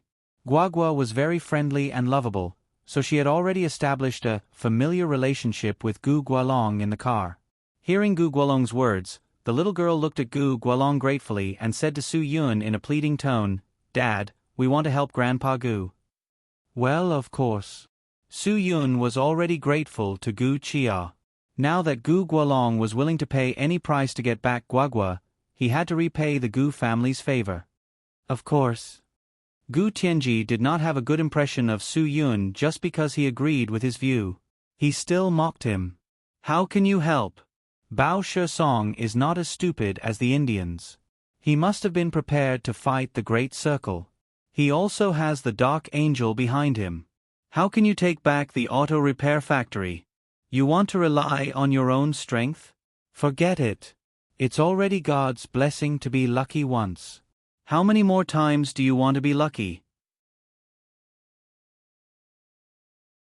Although Gu Tianji's words were harsh, Su Yun also knew that it was unrealistic for him to play alone again. Even if he could get the help of the mercenaries through Gu Chia and take down Bao Shesong, it would undoubtedly be the same as letting the Great Circle write a letter of challenge to the Dark Angel. At that time, the trouble would not be as simple as it was now. Bao Shesong has already pledged allegiance to the Dark Angel. If we touch him, it's equivalent to touching the Dark Angel. Gu Tianji said. When the time comes, the Great Circle may be forced into a dead end by the Dark Angel again. Without the Indians holding them back, the Dark Angel Society does not want the Great Circle to continue to develop. They want a puppet like Bao Shesong to help him lead the Great Circle. If we give the auto repair factory to Bao Shesong, it's tantamount to helping him. Dad, how can you be so muddle-headed? Gu Gualong suddenly stood up and slapped Gu Tianji in the face. Although what I did was muddle-headed, my heart is not muddle-headed. Your heart is muddle-headed. You can't tell right from wrong. Gu Tianji covered his burning cheek, his heart surging. He told himself over and over again that Gu Gualong was not his biological father after all. He was just a tool in his eyes.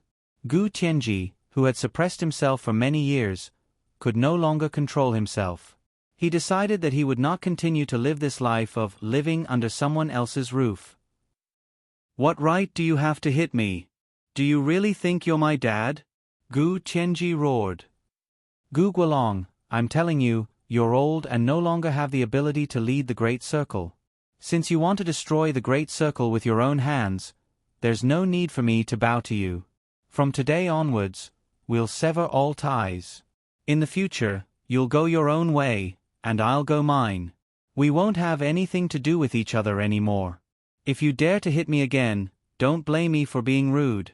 Gu Tianji, are you saying something a human should say? Gu Chia, of course, turned hostile. Dad has not treated you well for so many years. He has always treated you like his own son. He treats you better than me. Can't you see it? Gu Tianji sneered. Ha ha ha ha, son. If I were his son, he would have handed over the power of the Great Circle to me. Humph, from now on, we'll go our separate ways. I'm not worthy to be your son, Gu Gualong.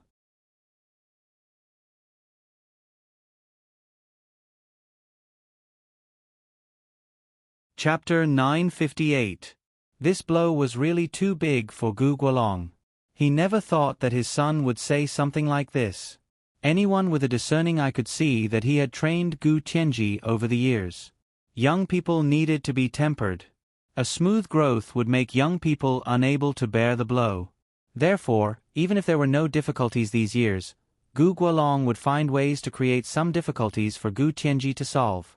The purpose was to hone his mind. But all this, in Gu Tianji's view, was just Gu Gualong using him to do dirty work. Alas, sometimes young people really don't know what's good for them. Perhaps people like Gu Tianji would never be able to achieve great things. Su Yun's current calmness, and decisiveness had an inseparable relationship with the training he had experienced when he was young.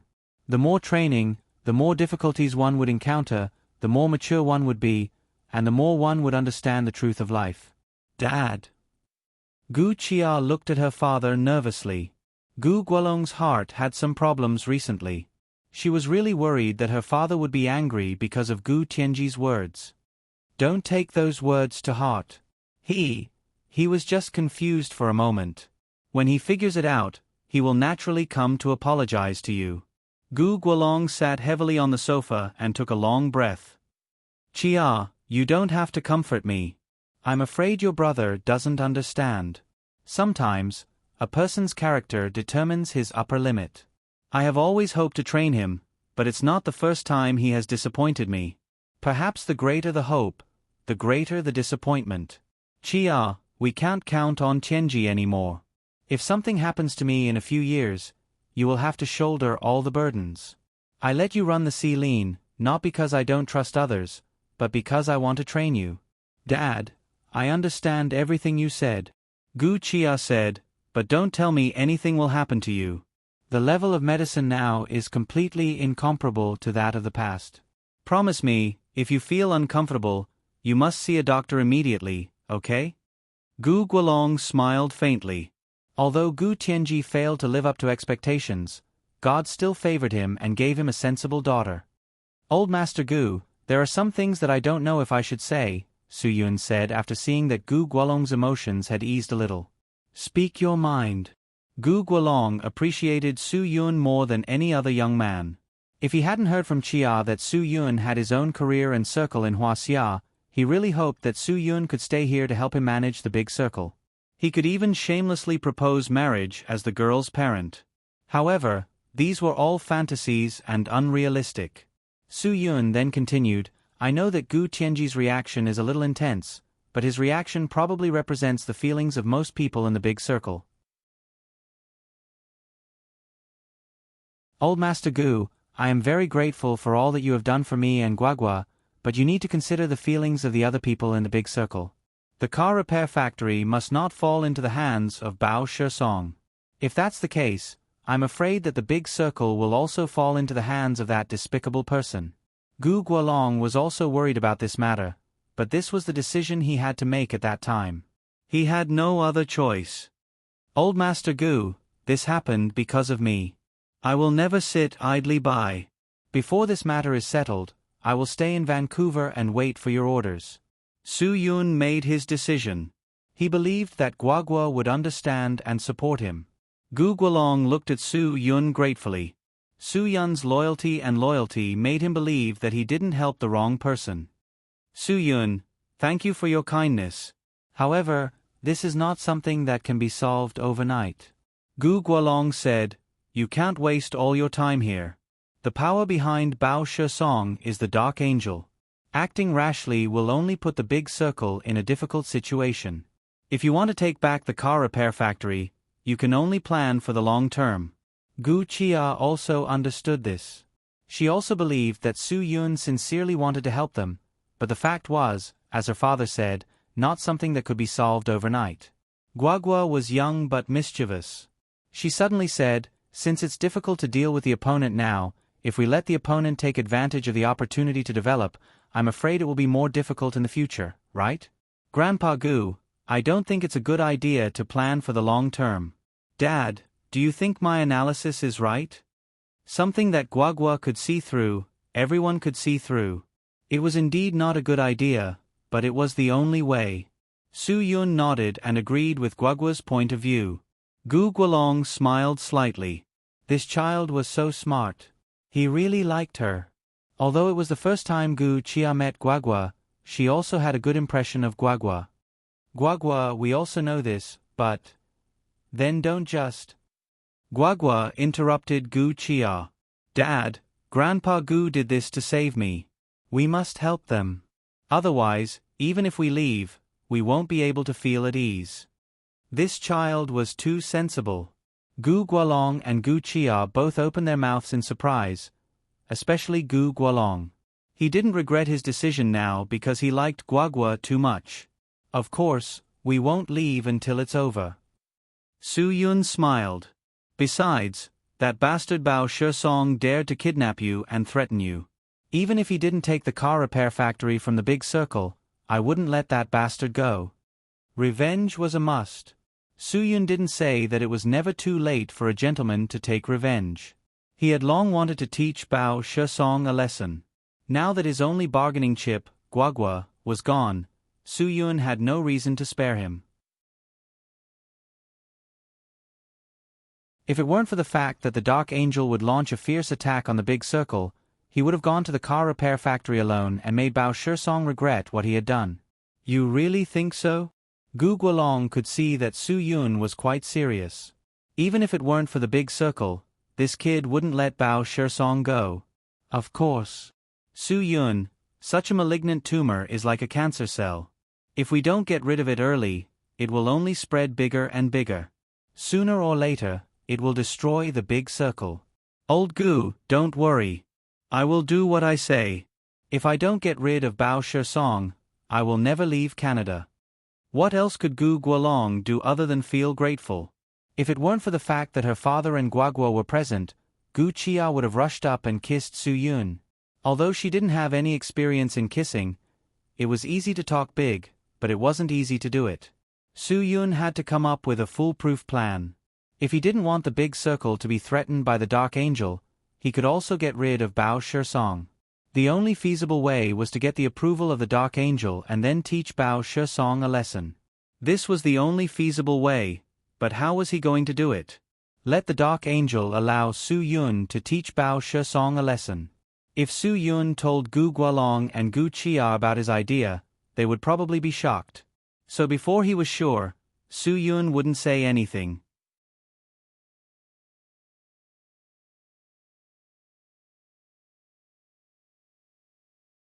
Chapter 959. Su Yun already had an idea.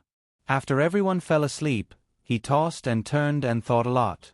Finally, he got out of bed and contacted Kevin Matthew. As a representative of Technical Geeks, Matthew was obviously a night owl.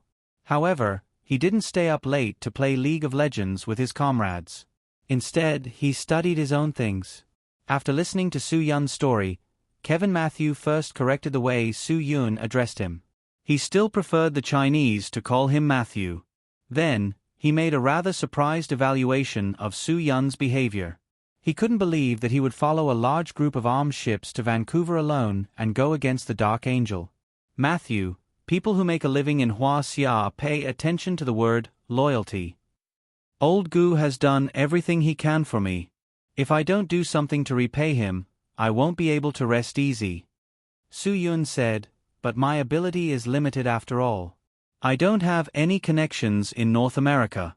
You are the only person I can think of who can help me. I don't think anyone won't do you a favor, right?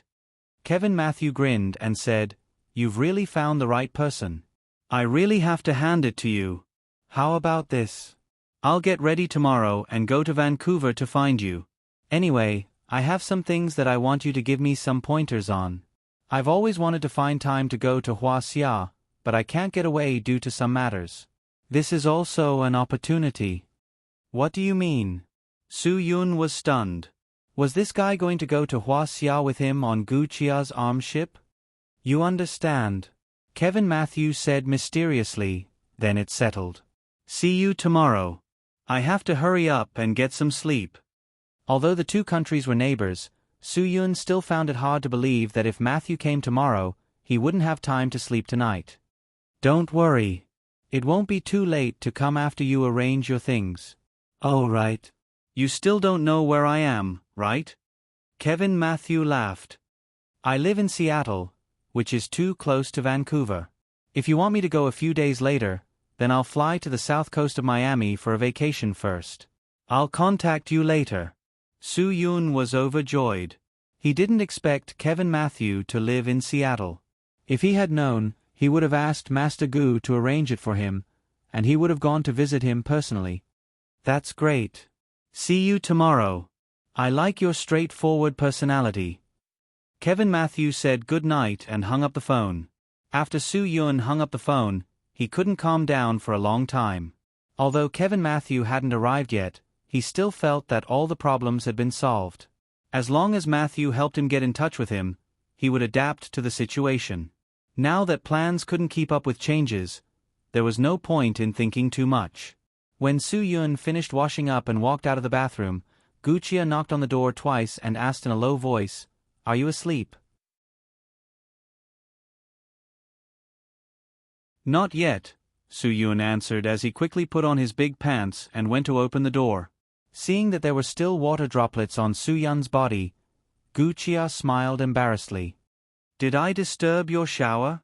I'm done," Su Yun said with a smile. Gu Chia closed the door and went straight to Su Yun's bed to sit down. She liked the smell of this kind of man. She hoped that Su Yun could stay in Vancouver for a while longer. She didn't even want Su Yun to leave here and live in her house forever. Soon, Gu Chia came back to her senses and said to Su Yun, "My dad and I appreciate your kindness today, but I still don't want you to take risks. As for Bao Shisong, even if it's not to thank you, I won't let him go." Su Yun said, "You and old Gu don't feel any psychological burden. Don't worry, I will never put De Huan in danger because of my hatred. I promise that I will only make a move on Bao Shisong if the Dark Angels don't threaten De Huan." "That's not what I mean," Gu Chia hurriedly said. "I'm worried about you. The Dark Angels are deeply rooted in this city. You really can't afford to offend them. Once you provoke them, it will be difficult for you to even leave. I know that there are many people in Huaxia who care about you. I don't want you to do this." "What a considerate girl," Su Yun said gratefully. "I won't. Believe me, I know what I'm doing and what I should do. As long as the Dark Angels give me face, Bao Shisong will lose his protection. With De Huan's strength, it shouldn't be difficult to deal with him." "Of course. If it weren't for the protection of the Dark Angels, De Huan would have eradicated this scum long ago," Gu Chia said. After saying that, she was stunned again. "What did you mean just now? The Dark Angels won't give you face. After all, you are Chinese. Moreover, the news of you dealing with the Indian gang alone has spread. I believe the Dark Angels will be very wary of you. You're not stupid enough to contact the Dark Angels, are you?" Su Yun smiled and shook his head. "Of course, I know I don't have that much face, but a friend has promised to help me. I believe the Dark Angels won't not give him face." "Who? Do you have other friends here?" Gu Chia was naturally quite surprised. With Kevin Matthews' influence, Su Yun believed that the people in De Huan would know. He had no intention of hiding it and said bluntly, "Kevin Matthew." Gu Chia didn't react when she heard the name. When she did, she was so surprised that her chin almost fell. "Are you kidding me? He's the most important military genius in the United States now." Because of her surprise, Gu Chia used the word "most" 3 times in a row. Obviously, this proved Kevin Matthews' influence in North America. "Yes, but he prefers to be alone. Su Yun, if he says a word, the Americans might just arrange for 2 teams of Navy SEALs to come over and destroy the Dark Angel's lair." Gu Chia was convinced of this. The Americans would definitely do anything for Kevin Matthew in order to make use of him. Even if he didn't ask, the American government had secretly arranged for many agents to protect him in secret. This was a secret that could no longer be considered a secret. But there was one thing that Gu Chia didn't believe. How could Su Yun invite him? In the eyes of most people, Kevin Matthew could even be said to be someone who did not live in the same world at all. He was a genius among geniuses. There was a world of difference between him and ordinary people. But Gu Chia soon understood that Su Yun was not a person who lived in the same world as ordinary people. They were all too special. "You're not kidding?" Gu Chia confirmed again. Su Yun nodded. Of course, he wasn't joking. As long as the Dark Angels relent and no longer care about Bao Shisong, De Huan will teach him a lesson. Otherwise, he will take himself more and more seriously. You're tuning in to the Narrate and Escape YouTube channel. Don't forget to subscribe and join us on this journey to catch the most captivating stories.